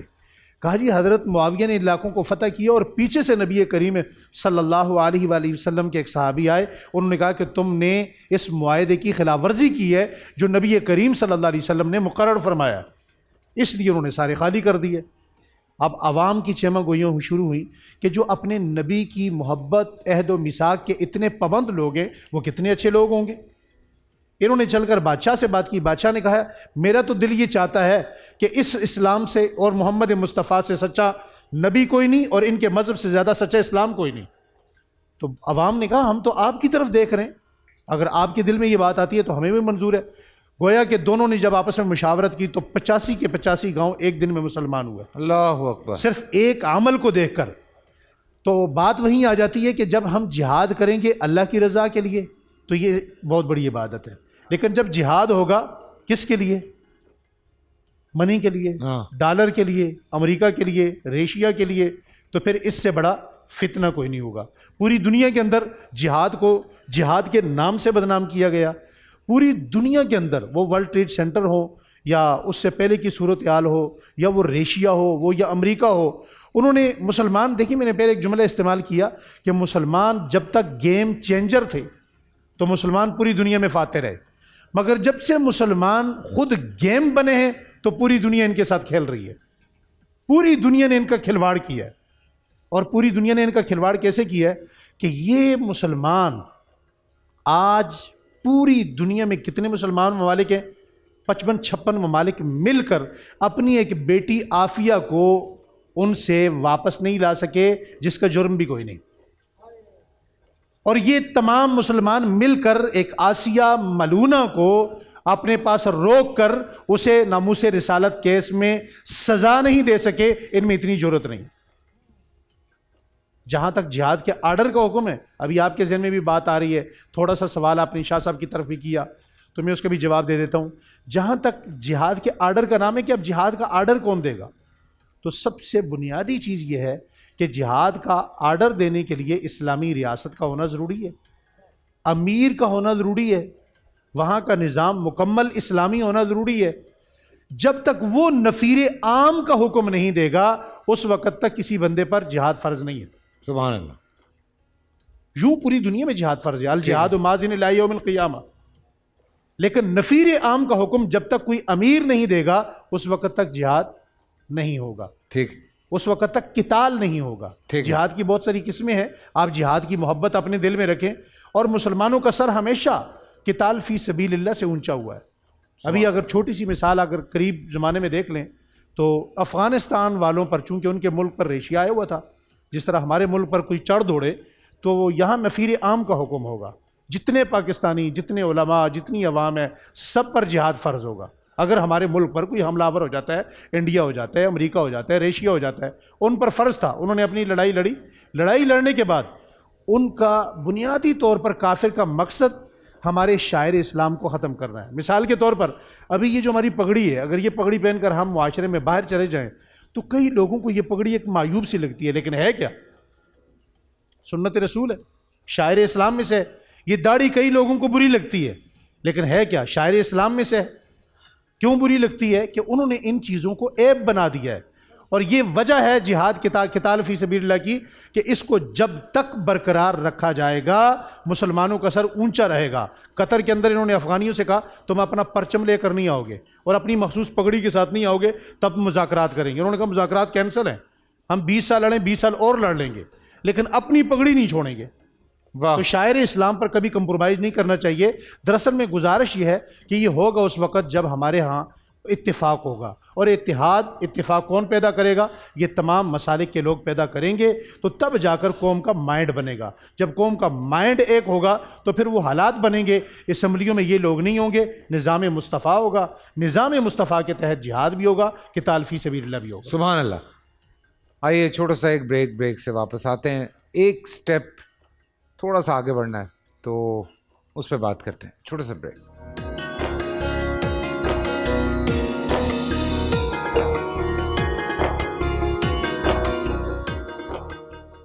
سبحان اللہ، سبحان اللہ. مجھے اتنی پسند ہے، میں جذباتی ہو گیا، یہاں آ گیا. میں نے کہا یار نہیں، یہ تو ادھر کچھ لکھنے والے کمال لکھ دیتے ہیں، ہے نا؟ کیا بات ہے، کیا بات ہے، کیا بات ہے. جی تو آج جہاد کے علاوہ حوالے سے بہت ساری باتیں آپ لوگوں نے سنی، اور بہت سارے اقسام ہم آپ کے سامنے پیش کر پائے. سحری میرے خیال سے ہو چکی ہے، اور ابھی تھوڑی تھوڑی سحری چل رہی ہے. جہاد کی اقسام پہ بات ہوئی. ایک بڑی ایک امپورٹنٹ جسے میں کہوں گا جہاد میں جس پہ بہت کم ڈسکشن، چاہے میں اسکول میں کہوں، کالجز میں کہوں، یونیورسٹیز میں کہوں، خاص طور سے جو ڈسکشن ہوتا ہے جہاد پہ، جہاد بن نفس ہے. اس پہ بہت کم ڈسکشن ہے. مطلب میں نے شاید و نادر ہی کہیں سنا ہو کہ جہاد بن نفس کے اوپر جو ہے وہ لیکچرز دیے جا رہے ہوں، ینگسٹرز کو بتایا جا رہا ہو. سو اس کے الگ الگ پہلو میں چاہتا ہوں، کیونکہ میرے پاس آخری چند منٹ ہیں، تو میں ایک سب سے جہاد بن نفس کے اوپر سب سے زیادہ امپورٹنٹ بات ہے مفتی صاحب، تو میں چاہتا ہوں کہ اس کو جلدی سے وقت کا لحاظ رکھتے ہوئے، آپ نے شرائط کے حوالے سے بات کی تھی، ذرا چونکہ ایک سوال ہوا ہے تو اس کا جواب ذرا نہیں اس طرح بھرپور گیا. بنیادی طور پر جہاد کے واجب ہونے کی شرائط جو ہیں ان میں سے پہلی شرط یہ ہے کہ مسلمانوں کی جمعیت کثیر ہو، جس سے ان کی شان و شوکت کا ظہور ہو، یعنی وہ جو مجاہدین ہیں ان کی ایک جمعیت کثیر ہو. دوسرا، ان کا کوئی ایسا امیر ہو کہ جس کے حکم کے تحت وہ سارا نظم کر سکیں. تیسرا، وہ کسی ریاست کے تحت ہوں، کسی مرکز کے تحت ہوں کہ اگر انہیں کہیں پسپائی جنگی آلات کے تحت اختیار کرنی پڑے تو وہ واپس جو ہے نا اس مرکز کی طرف پسپا ہو سکیں. ٹھیک ہے. اور چوتھی جو شرط ہے وہ ان کے پاس مصارف، یعنی وہ جنگی جو ضروریات ہیں، وہ اسلحہ، کھانا پینا، وہ سارا ان کے پاس ہو تو تب۔ یہ 4 شرطیں جب ہم سامنے رکھتے ہیں تو وہ جو ٹروپس، وہ خود کش، جیکٹ باندھی، حملہ کور، سب کا سب یہاں سے فارغ ہو گیا ہے۔ اس لیے یہ تو آپ نے جو جہاد بن نفس کے حوالے سے کہا ہے، آپ نے کہا بہت کم یہ چیز ہے۔ ہم یہ لفظ بے شک، یہ ٹرم بہت کم استعمال ہوتی ہے، لیکن یہ جو بنیادی طور پر صوفیاء کرام کا تعلیم کا انداز ہے، جو تزکیہ نفس کے یہ ساری کوششیں، یہ سب جہاد بن نفس ہے۔ بالکل، یعنی آپ نے اپنے نفس کو جھوٹ سے بچانا ہے، آپ نے اپنے نفس کو شرک سے بچانا ہے، ہر برائی سے بچانا ہے۔ آپ کے سامنے جیسے ماشاءاللہ بھوک لگی ہے، پیاس لگی ہے، کھلا فریج ہے، ٹھنڈا پانی ہے، یہ جہاد ہے کہ آپ اس کی طرف نہیں جا رہے، اپنے رب کی طرف آ رہے ہیں۔ آپ کے سامنے حرام کھانے کے ہزاروں اسباب موجود ہیں، آپ چاہیں تو کروڑوں ہڑپ کر سکتے ہیں، آپ وہاں پر نہیں کھا رہے ہیں، یہ آپ کا جہاد بن نفس ہے۔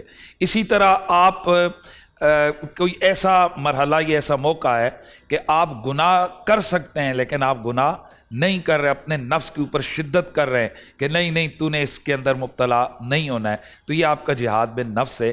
اور بنیادی طور پر میں سمجھتا ہوں کہ اس وقت جو علماء صوفیاء کی تعلیمات ہیں، ان کا زیادہ تر جو ہمارا تبلیغ کا یا جو ہمارے لیکچرز ہیں، وہ زیادہ تر اس کا دار و مدار یہ جہاد بن نفس کی، زیادہ تر اس کا اندر جو چیز ڈسکس ہوتی ہے وہ جہاد بن نفس ہی ہے۔ میں سبحان اللہ، سبحان وقت کا اللہ، خیال کر رہا ہوں۔ جی امین صاحب۔ جہاں تک جہاد بن نفس کے حوالے سے آپ کا سوال ہے، دیکھیے خود جہاد کا مقصد کیا ہے؟ کوشش نہیں، جہاد کا مقصد، اچھا مقصد، ہدف کیا ہے؟ ہدف ہے دین کو بچانا اور دین کی حفاظت کرنا۔ ٹھیک ہے، بالکل۔ جب دین اجتماعی طور پر بچے تو وہ بالعموم بالسیف ہے، جب انفرادی طور پر بچے تو وہ بالعموم بالنفس ہے۔ یعنی انسان جب اپنے آپ سے لڑتا ہے، ایک دفعہ باہر دشمن سے لڑتا ہے، ایک دفعہ اپنے اندر کے دشمن سے لڑتا ہے۔ یہ جو اندر کا دشمن ہے، اس سے لڑنا باہر کے دشمن سے لڑنے کی نسبت بہت سخت ہے، بہت سخت ہے۔ آپ سامنے والے دشمن کو ایک تھپڑ مار دیتے ہیں، آپ کی تسکین ہو جاتی ہے، آپ نے اپنا سارا غصہ اتار دیا۔ لیکن یہ جو اندر کا دشمن ہے، اس کو کنٹرول کرنے کے لیے صبح سے رات تک آپ کو خود سے لڑنا پڑتا ہے، ہر دن، ہر روز۔ بہت مشکل کام ہے، بہت مشکل کام ہے۔ وہ کسی جہاد کے حوالے سے ہی ایک صحابی نے رسول کریم سے عرض کیا، یا رسول اللہ دیکھیے وہ شخص کتنا بڑا مجاہد ہے، ذرا دیکھیے، دیکھا بڑے اس کے ساتھ لڑ رہا ہے وہ۔ کچھ دیر گزری، رسول اللہ نے فرمایا یہ جہنم جائے گا۔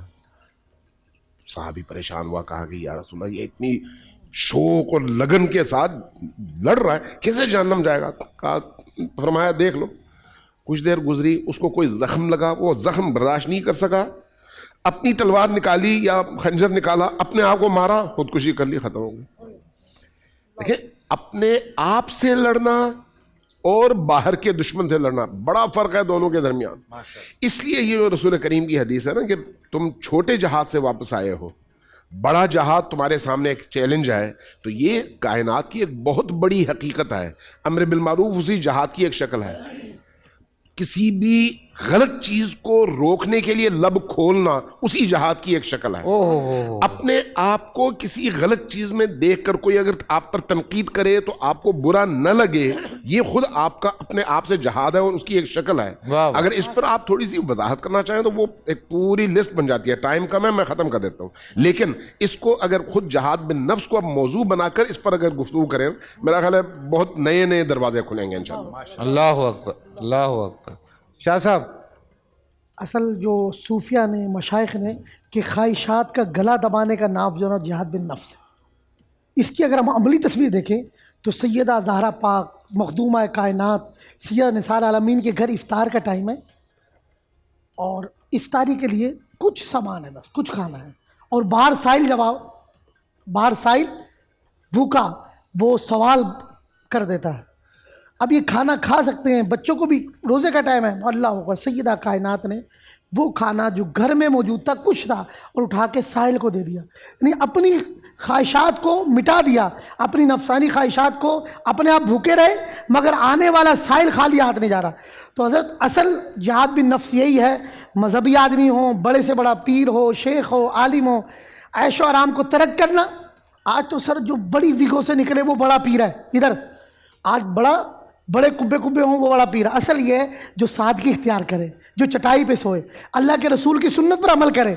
आजकल मजहबी लोग भी इसको बयान करने से थोड़ा कासिर है। ऐशो आराम का नाम पीर, बड़ा पीर हो, गनमैन हो, सर प्रोटोकॉल का नाम रख लिया है, बड़ा नहीं, मुफ्ती वो नहीं, होगा, नहीं, सुन। नहीं, देखें मैं कुछ ऐसे बड़े पीरों को जानता हूँ, ये बात गलत चली जाएगी। पता है, देखें उनके, आप अभी आपने पिछले दिनों कराची में हालात देखें किस तरह से मारा है। नहीं गार्ड रखना सही है सर, वो हिफाजत के लिए रखना है। मैं कह रहा हूँ ऐशो आराम, तनकीद के बगैर बात कर लें, गार्ड रखना, गनमैन रखना, ये ये जरूरी तो है। जरूरत है सर, ये तो मजबूरी हो गई है यार। ऐशो 3 उलमा कराम को ऐसे बैक टू बैक मारा है यार। हाँ नहीं ऐशो आराम को तर्क करना, नफसानी ख्वाहिशात का गला दबाना, सीधी बात है। आदमी किफ़ायत शारी के साथ सादगी से ज़िंदगी गुजारे, नफसानी ख्वाहिशात, ये जिहाद बिन नफ्स है। माशाल्लाह। प्रोफेसर साहब, मुझे शेखुल इस्लाम इब्न क़य्यम की बात याद आ गई। वो फरमाते हैं कि मुजाहिद उस वक्त तक अपने दुश्मन गलबा नहीं पा सकता जब तक अपने नफ्स पर गलबा ना पाए। वाह वाह वाह वाह वाह। जिसने पहले अपने नफ्स को फ़तह करेगा वो बज़ाहिर के दुश्मन को फ़तह करेगा। और इसके लिए रसूल अकरम सल्लल्लाहु अलैहि वसल्लम ने जो हमें तलक़ीन फरमाई है कि हमारा जिहाद ख्वाहिशात नफ्स से पाक हो। बिल्कुल। सुनन अबी दाऊद की रवायत है कि साहब नौजवान आए, कहने या रसूलल्लाह कि मैं जिहाद करता हूँ, मेरी नीयत ये है कि मेरा नाम बुलंद हो। और फिर कर मेरी नीयत ये है कि मुझे माल गनीमत। फरमाया जिहाद ये है कि तुजाहिद अन तकूना कलिमतुल्लाहि हियल उलिया। इंसान की ख्वाहिशात नफ्स का ज़रा भी उसमें दखल ना हो और इंसान अल्लाह के लिए जिहाद करे और ख्वाहिशात नफ्स का ग़ुलाम बन जाएगा तो फिर वो जिहाद नहीं कर सकेगा। माशाअल्लाह माशाअल्लाह माशाअल्लाह। अबू मोहम्मद साहब। बिस्मिल्लाहिर्रहमानिर्रहीम। जिहाद बिन नफ्स या तज़किया नफ्स का बराह रास्त अल्लाह ताला ने कुरान करीम में ज़िक्र किया है। नफ्स 3 हैं जिनका ज़िक्र कुरान करीम में सबसे पहले फरमाया इन्न नफ्स लअम्मारतुम बिस्सू इल्ला मा रहिम रब्बी। ये वो नफ्स है जो इंसान के अंदर ऐसे जज्बात पैदा करता है कि इंसान बुराई की तरफ और अल्लाह की नाफरमानी और मासियत की तरफ बढ़ता है और फिर उसके बाद जाकर कहीं तौबा करता है और फिर तौबा की तौफीक भी इसको कमी होती है। इस नफ्स की मज़म्मत की गई। दूसरा, एक जगह पर अल्लाह ताला ने फरमाया ला उक़सिमु बिन नफ्सिल लव्वामा। ये नफ्स अल्लाह ताला को इतना पसंद है कि मासियत और गुनाह करने के बाद चूँकि ये फ़ौरन रुजू करता है, अल्लाह के सामने गिड़गिड़ाता है, तौबा करता है, तो इस नफ्स की अल्लाह ने कसम भी उठाई है। तीसरा नफ्स है या अय्युहन नफ्सुल मुतमइन्ना। अल्लाह जल्ल शानू को जो मकसूद है मोमिन का नफ्स, वो नफ्स मुतमइन्ना है। और नफ्स मुतमइन्ना से पहले वो नफ्स जो इंसान गुनाह कर ले, गलती हो गई, कमी हो गई, कुताही हो गई, लेकिन उस पर अकड़ न दिखाए। तौबा करना, रुजू करना, ये अहले ईमान और मोमिन का काम है, और अकड़ दिखाना या उस पर तौबा न करना, रुजू न करना, ये शैतानी अमल है। अल्लाह जल्ल शानुहु हमें रमज़ान की बरकत से अपने गुनाहों पर तौबा इस्तग़फ़ार करने की तौफ़ीक नसीब फरमाए और तन्हाई में बैठकर अल्लाह ताला अपने आप से सवाल करने की तौफ़ीक अता फरमाए। सुभान अल्लाह, सुभान अल्लाह। देखें सोशल मीडिया पे भी लोग बैठते हैं, अजीब अजीब बातें कर जाते हैं, किसी के बारे में कोई भी बात कर देते हैं। ये जो अभी बात, जितने भी हमारे उलमाए कराम ने ये बात की है, उसमें एक चीज़ जो सामने आती है, उसमें बहुत अहम चीज़ है कि बहुत सारी चीज़ें हमारी ज़िंदगी में जो शायद मेरे लिए भी बहुत आसान है, आपके लिए भी बहुत आसान है। फॉर एग्ज़ाम्पल, एक पुलिस वाला अगर वो ड्यूटी कर रहा है और उसको लगता है किसी आदमी ने गलत किया है और वो उसको रोकता है और वो जानता है कि अगर मैं ये सब कुछ करूँगा तो मुझे इसने गलत किया है, इसने ट्रैफिक सिग्नल तोड़ा है और मैं इसको अगर इसका चालान काटूँगा तो ये इतना % मुझे मिलेगा और बाकी हुकूमत को मिलेगा, लेकिन अगर मैं डायरेक्ट डील करूँगा तो वो कुछ और हिसाब किताब हो जाएगा। तो कितनी देर लगनी है उस एक पॉइंट में। एक हल्की सी लाइन है ना, एक हल्का सा 1 सेकंड है सिर्फ उसके उस फैसले में, शायद 1 सेकंड से भी कम टाइम। तो अगर वो नहीं रिश्वत लेता तो वो अपने मैं सही हूँ, अगर आप बता सकते हैं, अगर वो अपने आप को रोकता है तो ये जहाद बिन नफ्स है, जहाद बिन नफ्स आ गया। यकीनन और नहीं रोक पाया। मैं तो बड़े बड़े गुनाहों की बात ही नहीं कर रहा, मैं बड़े बड़े ये तो बात नहीं कर रहा कि आप किसी क्लब में गए और क्लब में जाने के बाद आप वहाँ अपनी शराब नहीं पी, डांस नहीं किया, किसी लड़की को नहीं देखा। मैं तो उस तरफ नहीं जा रहा, वो तो एक अलग लंबी बहस हो जाती है। मैं तो ये छोटी छोटी बातें कर रहा हूँ कि आम छोटी सी बात कि छोटी छोटी चोरियाँ जो हमें लगता है कि छोटी छोटी चोरियाँ हैं। मैं इसीलिए मुफ्ती साहब की तरफ जा रहा हूँ چھوٹی چھوٹی چوریاں, چھوٹی چھوٹی چیزیں کہ آپ کو کسی کو دیکھ کے جیلسی ہوتی ہے دل میں کہ یار یہ یہاں بیٹھا ہوا ہے, یہ یہاں کیا کر رہا ہے, یہ یہاں تک کیسے پہنچ گیا, اس کے پاس یہ گاڑی کیسے آ گئی, ہمیں تو کچھ بھی نہیں ملا ہے, بہت خوب. یہ تو مجھ سے کم پڑھا لکھا ہے, یا یہ تو مجھ سے کم شکل ہے, یا یہ مجھ سے کم بول سکتا ہے, یا اس کے پاس مجھ سے کم علم ہے. انا بھی آ گئی اور تکبر بھی آ گیا اس میں. لیکن وہاں پہ اپنے آپ کو روکنا کہ یار شاید اللہ کی مرضی ہوگی, یہ شاید کیا, تو اس پہ تھوڑا سا اگر. بسم اللہ الرحمن الرحیم. فیصل قریشی صاحب, گزارش یہ ہے کہ یہ جن نفوس قدسیہ کا ہم تذکرہ کرتے ہیں جو اولیاء اللہ ہیں, دیکھیے نبی علیہ السلام کی اہل بیت, ان کی شان الگ ہے. بے شک بے شک, وہ ہمارے نفس جیسے ان کے نفس نہیں ہیں. اللہ وہ اور انما یرید اللہ لیذھب عنکم الرجس اہل البیت ویطہرکم تطہیرا. وہ آئیں تو وہ سارا اٹھا کے دے دیں, ان کو فرق نہیں پڑتا, ان کے ہاں جمع تمع منع یہ چیزیں نہیں ہوتی. واہ واہ. لیکن نبی علیہ السلام کا اسوہ اور صحابہ کا اسوہ اور اہل بیت کا وہ ہمارے لیے مشعل راہ ہے. ہم اس ان راہوں پر چل کر کامیابی اپنے لیے سمیٹ سکتے ہیں. یہ جو اہل اللہ ہیں, اللہ کے جو نیک بندے ہوتے ہیں, یہ تو معمولی سی چیز, یعنی جس کو ہم معمولی گردانتے ہیں. میں نے پہلے بھی شاید کہیں کہا ہے کہ کبر جو انسان کے اندر جن چیزوں کی طرف آپ نے اشارہ کیا, غرور, تکبر, یہ اس کو توڑنے کے لیے لوگوں کو کہتے ہیں تم جوتے سیدھے کرنے پر لگ جاؤ, تاکہ وہ اپنے نفس کو مٹا دیں, اپنی خواہشات کو ختم کر دیں. واہ واہ. جب بندہ اپنی خواہشات کو ختم کر دیتا ہے نا, اپنے آپ کو مٹا کے اس کا ہو جاتا ہے, اس کے رنگ میں رنگ جاتا ہے, تو پھر جو اللہ رب العالمین کے احکام ہوتے ہیں وہ ان پر عمل کرتا ہے. اولیاء اللہ جو ہوتے ہیں یہ لوگوں کی تربیت کرتے ہیں. یہ کن کی تربیت کرتے ہیں, میں نے پہلے آپ کے خدمت میں عرض کیا. ایک ہے ہم جیسے ظاہری لوگ, علماء, ہم لوگ ٹی وی پر ہمیں دیکھ رہے ہیں اس وقت اور ہم یہاں بیٹھے ہوئے تو وہ سمجھتے ہوں گے بڑے نیک لوگ ہیں. لیکن اس کے برعکس کچھ لوگ ایسے ہوتے ہیں جو ہم جیسوں کی بھی تربیت کرتے ہیں. یعنی ہم جیسوں سے مراد یہ ہے کہ جو نفسانی خواہشات کو مٹانے کے لیے انہیں کئی دن تک کہتے ہیں کہ یہ چیز مت کھاؤ, یہ وظیفہ پڑھو, یہ کام کرو.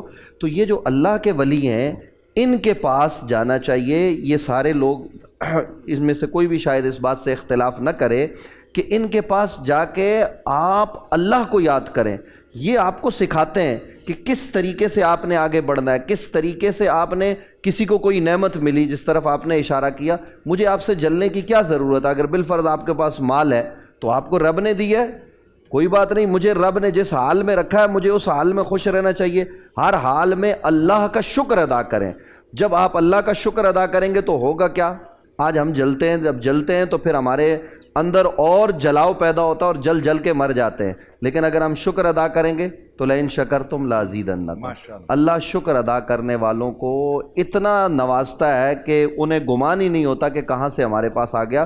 تو یہ چھوٹی چھوٹی چیزیں کرنے کی ہیں. رمضان المبارک کی ایام میں فیصل قریشی صاحب ہماری ناظرین کی خدمت میں ہاتھ جوڑ کر گزارش ہے کہ ہم تھوڑا سا تنقید سے باہر نکل کر اپنے نفس کی اصلاح کریں, تنہائیوں کو پاک کریں, اکیلے میں گھر کے کونے میں بیٹھ کر اللہ کو راضی کریں, تھوڑے سے آنسو بہا لیں. ہم کیا ہے, کیا یہ تکبر, ذرا غور کریں. بس یہ میرا آخری نقطہ ہے کہ اللہ نے ہمیں کس سے پیدا کیا ہے, جس قطرے سے ہم پیدا ہوئے, اگر اس طرف توجہ ہو جائے تو یہ سارا تکبر, یہ سارا غرور, یہ ساری خواہشات, یہ سب کچھ ختم ہو جائے گا. صرف تھوڑی سی توجہ کی ضرورت ہے. ماشاءاللہ ماشاءاللہ. فیصل بھائی آپ جو کہہ رہے تھے نا کہ یہ جو تنقید کرنے والے, حسد کرنے والے لوگ ہوتے ہیں, یہ زندگی میں کچھ ہونے بھی چاہیے. یہ اسپیڈ بریکٹ ہوتے ہیں. یہ نہ ہو تو بندہ سنبھل ہی نہیں سکتا, بندے کو اپنا سمجھ ہی نہیں آتا میں نے چلنا کیسے ہے. یہ اسپیڈ بریکٹ ہوتے ہیں روک تھام کے لیے. دیکھیں نا آپ 140 پہ جا رہے ہیں اور سامنے اسپیڈ بریکٹ آئے تو آپ کو روکنا پڑتا ہے نا.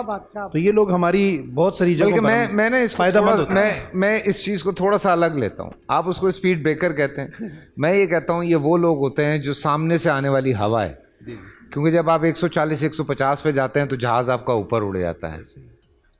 یہ وہ سامنے سے آنے والی ہوا ہے جو شاید آپ کو روکنا چاہ رہی ہوتی ہے, تجھے اونچا اڑانے کے لیے. تو میں تو اس میں ایک بات کرنا چاہتا ہوں. حضرت خواجہ گولڈوی رضی اللہ تعالیٰ عنہ کا ایک مخالف عالم تھا جو آپ پہ تنقید کرتا رہتا تھا. جب اس کا انتقال ہو گیا تو آپ کسی نے آ کر برے الفاظ کے ساتھ اس کا تذکرہ کیا کہ فلاں آدمی مر گیا, وہ الفاظ میں نہیں دہرانا چاہتا. تو آپ نے فرمایا اللہ اس پر رحم کرے، وہ ہماری اصلاح کرتا رہتا تھا اور ہمیں اس کی وجہ سے اپنے نفس پر توجہ میں آسانی ہوتی.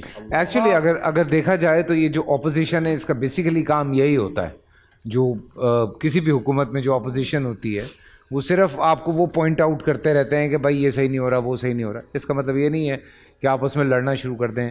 ایک مسلمان ملک میں رہتے ہیں، میں سیریسلی اس وقت بہت پریشان ہوں. جو سچویشن ہے، شاہ صاحب آپ چونکہ یہاں رہے ہیں، آپ نے دیکھا ہے کراچی کے حالات. نوید صاحب بھی اچھی طرح سے واقف ہیں، پروفیسر صاحب بھی واقف ہیں، شاہ صاحب بھی واقف ہیں. ہمارے یہ تو مہمان ہیں ابو محمد صاحب اور اپنا مفتی حنیف قریشی صاحب. کراچی کے حالات اس وقت ہوئے ہوئے ہیں، بہت پریشانی کے حالات ہیں. یہ بچے، میں آپ دونوں سے یہ ریکویسٹ کر رہا ہوں، یہ بچے جو موبائل چھین رہے ہیں، لوگوں کو گولیاں مار رہے ہیں. ابھی ایک بزرگ کو گولی مار دی، ٹھیک ہے، جگہ جگہ ڈکیتیاں مارنے کی کوشش کر رہے ہیں، موبائل چھین رہے ہیں، تو کیا کیا چھینم چھانی شروع ہوئی ہے. یہ اچھا جواز کیا ہے مفتی صاحب؟ جواز کیا ہے ان کے پاس کہ ہمارے پاس کھانے کے لیے پیسے نہیں ہیں اس لیے کرتے ہیں؟ اگر کوئی پکڑا جاتا ہے تو آگے سے یہ کہتا ہے. دیکھیں اس میں تو بڑی آسان سی بات ہے سمجھنے کے لیے کہ ایک آدمی نجاست کو دھونے کے لیے ایک اور نجاست لے لے. یعنی اگر جسم کے اوپر آپ کے پیشاب لگائے تو آپ شراب لے لیں کہ میں اس کے ساتھ اس پیشاب کو جو ہے نا میں وہ ختم کروں گا یا میں صاف کروں گا، تو یہ عقل مندی کی بات نہیں ہے. بنیادی طور پر میں پھر اپنی اسی بات پر آؤں گا کہ ہم نے ہر چیز قوم کو بتا دی ہے. سوشل میڈیا پہ ہم نے ٹک ٹاک کا ایک ایسا گندگی کا طوفان بنا دیا ہے کہ ہم وہاں پر یہ تو بتا رہے ہوتے ہیں کہ ویڈیو کے پیچھے گانا کیسے لگانا ہے، آگے کیا کرنا ہے، وہ پتہ نہیں وہ اس کے فلٹر کیسے لگانا ہے، یہ تو ہمیں وہ پتہ چلتا رہتا ہے، لڑکے ساتھ ساتھ وہ بولتے رہتے ہیں. تو فلٹر کیسے لگانا ہے، تو اس کو کلرنگ کیسے دینی ہے، یہ تو ہم بتاتے ہیں. لیکن کاش کہ ہمارے ہاں سب سے پہلے بچے کو یا لڑکوں کو یہ سمجھایا جائے، اسکول لیول سے آگے یہ بتایا جائے کہ انسانی اقدار کیا ہیں، انسان کی عظمت اور عزت کیا ہے.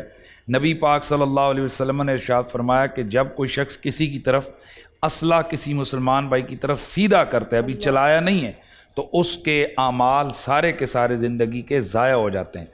اور پھر آپ اگر کسی کو لفظ کے ساتھ تکلیف دیتے ہیں تو یہ حرام کام ہے. اس کی ہزاروں سال تک عذاب اور آگ میں جلنے کی سزائیں مذکور ہیں.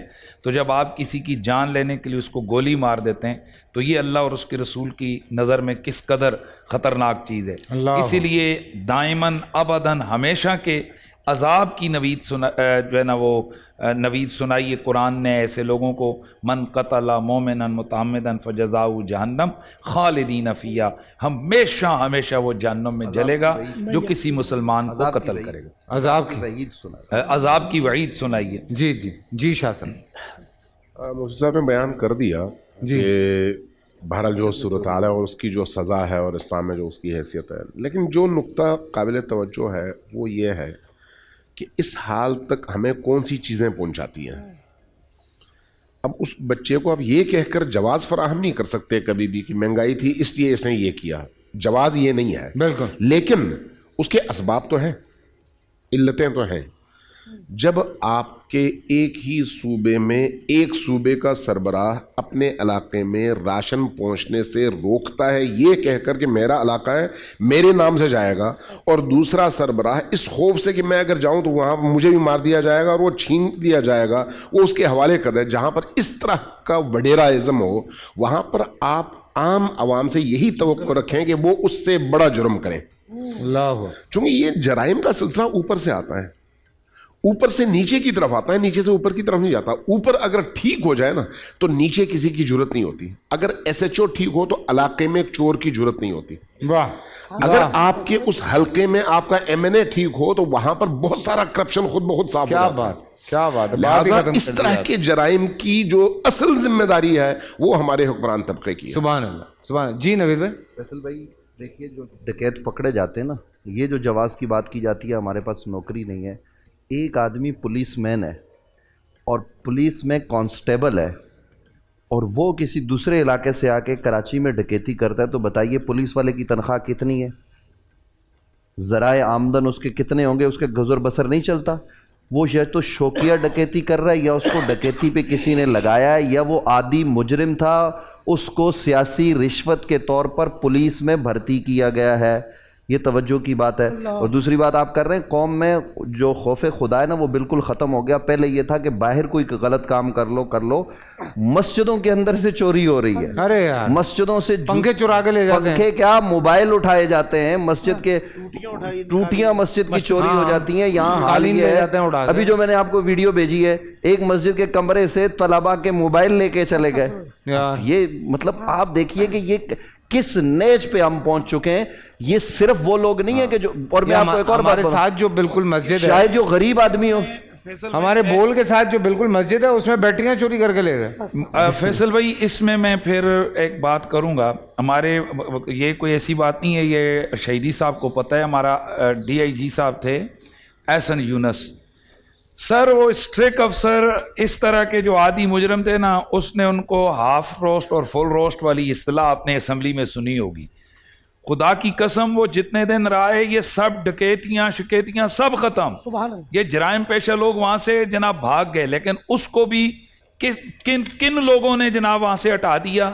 ان ظالم سیاستدانوں نے, ان بدکاروں بدماشوں نے, کہ جن کی جناب ساری کی ساری سیاست چلتی اس بدماشی پر ہے. جی آخری بات میں کر رہا ہوں, وہ جو مفتی عبدالقیوم صاحب کو میں یہی کہوں گا, فجر کی نماز پڑھ کے وہ گھر جا رہے ہیں, ان کو جو گولی ماری گئی, وہ جو لڑکے پکڑے گئے وہ کہہ رہے تھے ہمیں 5 لاکھ روپے پہ مقرر کیا گیا تھا کہ آپ نے اس کو گولی مارنی. قانون نافذ کرنے جا رہے ہیں. یعنی اب بتائیں کہ قتل پر وہ شریف آدمی عالم فجر کی نماز کے بعد جس کو گولی ماری گئی اور جس نے پیسے دیے تھے وہ بلوچستان چلا گیا. اب اندازہ لگائیں کہ ہمارے یہاں بڑا دردناک واقعہ کل میں نے رات میں سنا. کل رات میں کسی محفل میں تھا, مجھے وہاں پر انہوں نے بتایا کہ ہمارے یہاں پر آپ کے سندھ کے ایک بہت بڑے نامور وزیر, انہوں نے ڈیفنس میں ایک مکان لینا تھا. مکان کی قیمت تھی 80 کروڑ روپے. بیچنے والا کہتا تھا مجھے قانونی پیسہ دو, وائٹ پیسہ. وزیر کہتا تھا بھئی 80% بلیک لے لو اور 20% وائٹ لے لو. جب اس نے نہیں مانا تو اس نے اس کو آنکھیں دکھانی شروع کر دیں. جہاں پر آپ کے سفید پوش وزراء جو صبح سے شام تک ٹی وی پہ آ کے پوری قوم کو بھاشن دے رہے ہوتے ہیں, وہ جب اتنی گھٹیا سوچ کے اور اتنے گھٹیا عمل کے ہوتے ہیں, تو آپ پھر اس بیچارے کو 2 پیسے پر جرم کرنے والے سے کیا کہیں گے, کیا گلہ ختم کر دی ہے کہ یہ سلسلہ اوپر سے شروع ہوتا ہے اور نیچے کی طرف آتا ہے. یہ بات بالکل حقیقت یہی ہے کہ روٹی چوری کرنے والے کو کچھ نہ کہا جائے, آٹا روکنے والے کو پکڑا جائے. واہ واہ, دیکھا پھر ایک لائن آ گئی, ختم کر دیتے ہیں نا, پھر میں کیا کروں اس کے بعد. جی پروفیسر صاحب آخر میں 2 میرے پاس 1 منٹ ہے, 1 منٹ میں آپ کی اذان کی طرف جانا. جو کچھ ہو رہا ہے یہ ہمارے اعمال کا نتیجہ ہے. رسول اکرم صلی اللہ علیہ وسلم فرمایا اذا ظہر الغلول فی قوم صلت اللہ علیہم رعب الخوف. جب قوم کے اندر بددیانتی, خیانت, ایک دوسرے کو دھوکہ دہی عام ہو جاتی, اللہ تعالیٰ ان پر خوف مسلط کر دیتے. بالکل ہر شخص دوسرے سے ڈرتا ہے. آج ہماری یہی حالت ہے, قوم میں بددیانتی انتہا کو پہنچی ہوئی ہے, ہم خیانت انتہا پہنچی ہوئی ہے. تو اس کی وجہ سے جو کچھ ہو رہا ہے یہ ہمارے اعمال کا پرتو ہے, سمجھ نا. ہمیں یہ نہیں سوچنا یہ اوپر سے ہو رہا ہے, ہم اپنے آپ کو دیکھیں ہم کہاں کھڑے. میں اسی لیے تو پروفیسر صاحب اس طرف آیا ہوں کہ دیکھیں یہ میرا آپ کا ہم سب کا یہ فرض ہے, بالکل ہمارا فرض ہے کہ ہم صحیح کرنا شروع اپنا صحیح کریں. اللہ تعالیٰ حالات صحیح فرما دے گی. اسے رسول اکرم نے فرمایا جو قوم جو ہے, جس قوم میں بدکاری پھیل جاتی ہے اس قوم میں موت عام ہو جاتی ہے, بیماریاں عام ہو جاتی ہے. آپ دیکھ لیجیے آپ کہ بیماریاں کیسے عام ہو رہی ہیں, آئے دن کیسے ہو رہے ہیں. اسی طرح جو قوم ناپ تول میں کمی کرتی ہے اللہ تعالیٰ ان کے رزق سے برکتیں اٹھا دیتے ہیں. سبحان اللہ. آج بتائیے ہمارے ایک بات بتائیں مجھے, کوئی بھی دنیا میں انسان ہے, کوئی بھی مرنا تو ہے نا اس کا, بالکل, اور اس نے مر کے حساب تو دینا ہے. بالکل, تو بات تو ختم ہو گئی, بات ختم ہوئی نا. اس کو تو یہی سوچ لیں. آخری میں سے زبردست بات بہت اچھی بات ہے, آپ نے بہت اچھی بات نا بات. جی میرے خیال سے ہم بڑھیں گے اذان فجر کی طرف. اذان فجر سے جب واپس آتے ہیں تو ایک دعا کرتے ہیں, پھر اس کے بعد آپ سے اجازت لیں گے. آئیے اذان فجر سنتے ہیں.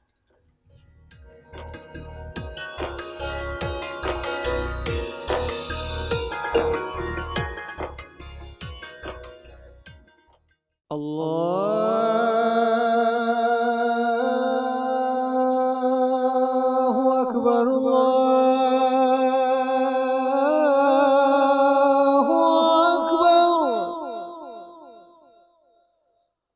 اللہ اکبر اللہ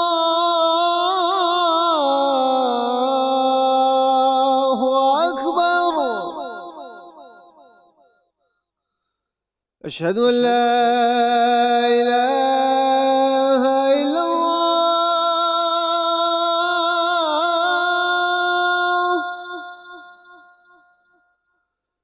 اشہد ان لا الہ الا اللہ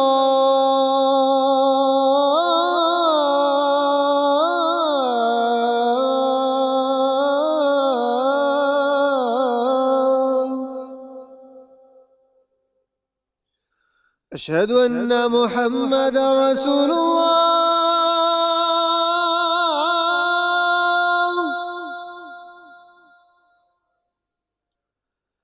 اشہد ان محمد رسول اللہ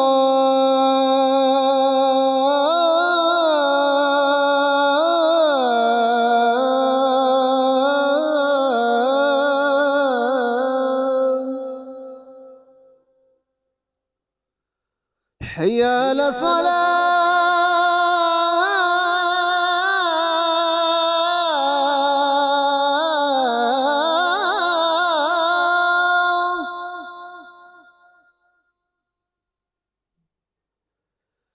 حی علی الصلاة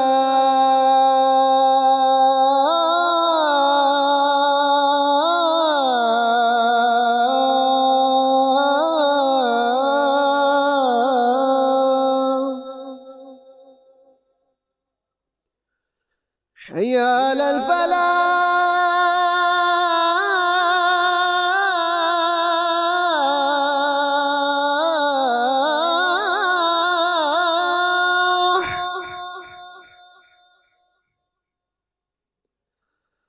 حی علی الفلاح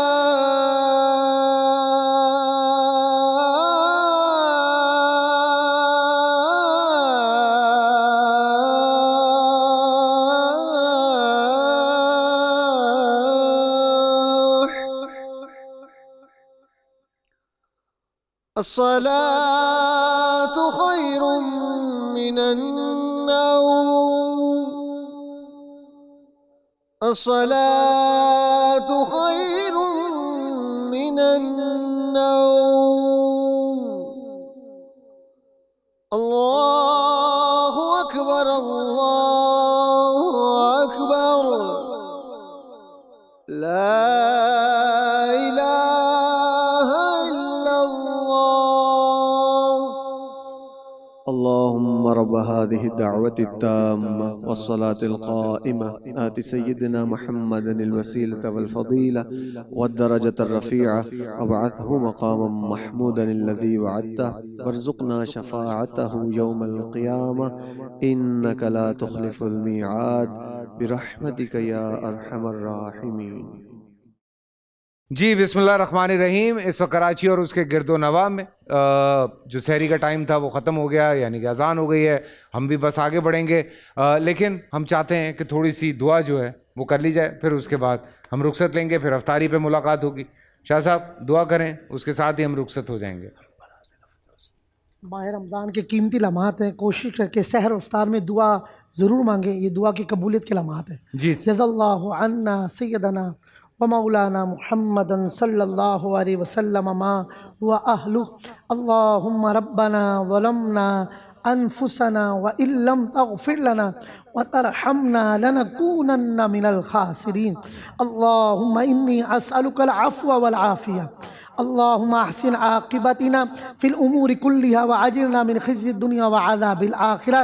اے کریم اللہ، ماہ رمضان کی عبادات، سحر و افطار، روزے، تراویح، صدقات اپنی بارگاہ میں قبول فرما لے. آمین. اے اللہ، عشرہ رحمت ہے، ہماری خالی جھولیوں کو رحمتوں سے بھر دے. ہم گناہ گاروں کو اپنی رحمت کی آغوش میں لے لے. اے اللہ، ہم گناہ گاروں پر رحمت بھری نگاہ ڈال دے. برستا نہیں دیکھ کر ابر رحمت، بدوں پہ بھی برسا دے برسانے والے. اے اللہ، ہمارے مریضوں کو شفا دے، قرضے اتر جائیں. جو بیچارے غمزدہ ہیں، پریشان حال ہیں، سب پر رحمت کی نگاہ فرما. پاکستان کو سلامتی عطا فرما. اللہم ربنا तक़ब्बल मिन्ना इन्नका अंतस समीउल अलीम व तुब अलैना इन्नका अंतत तव्वाबुर रहीम व सल्लल्लाहु अला सय्यदिना व नबिय्यिना व हबीबिना मुहम्मद व अला आलिहि व सहबिहि व बारिक व सल्लिम बिरहमतिका या अरहम। अल्लाह अकबर। चलें जी, आपसे मुलाकात होती है अब अफ्तार ट्रांसमिशन में। अपना ख्याल रखें और ये जो बातें होती हैं इनको ज़हन नशीन रखा करें। अल्लाह हाफ़िज़।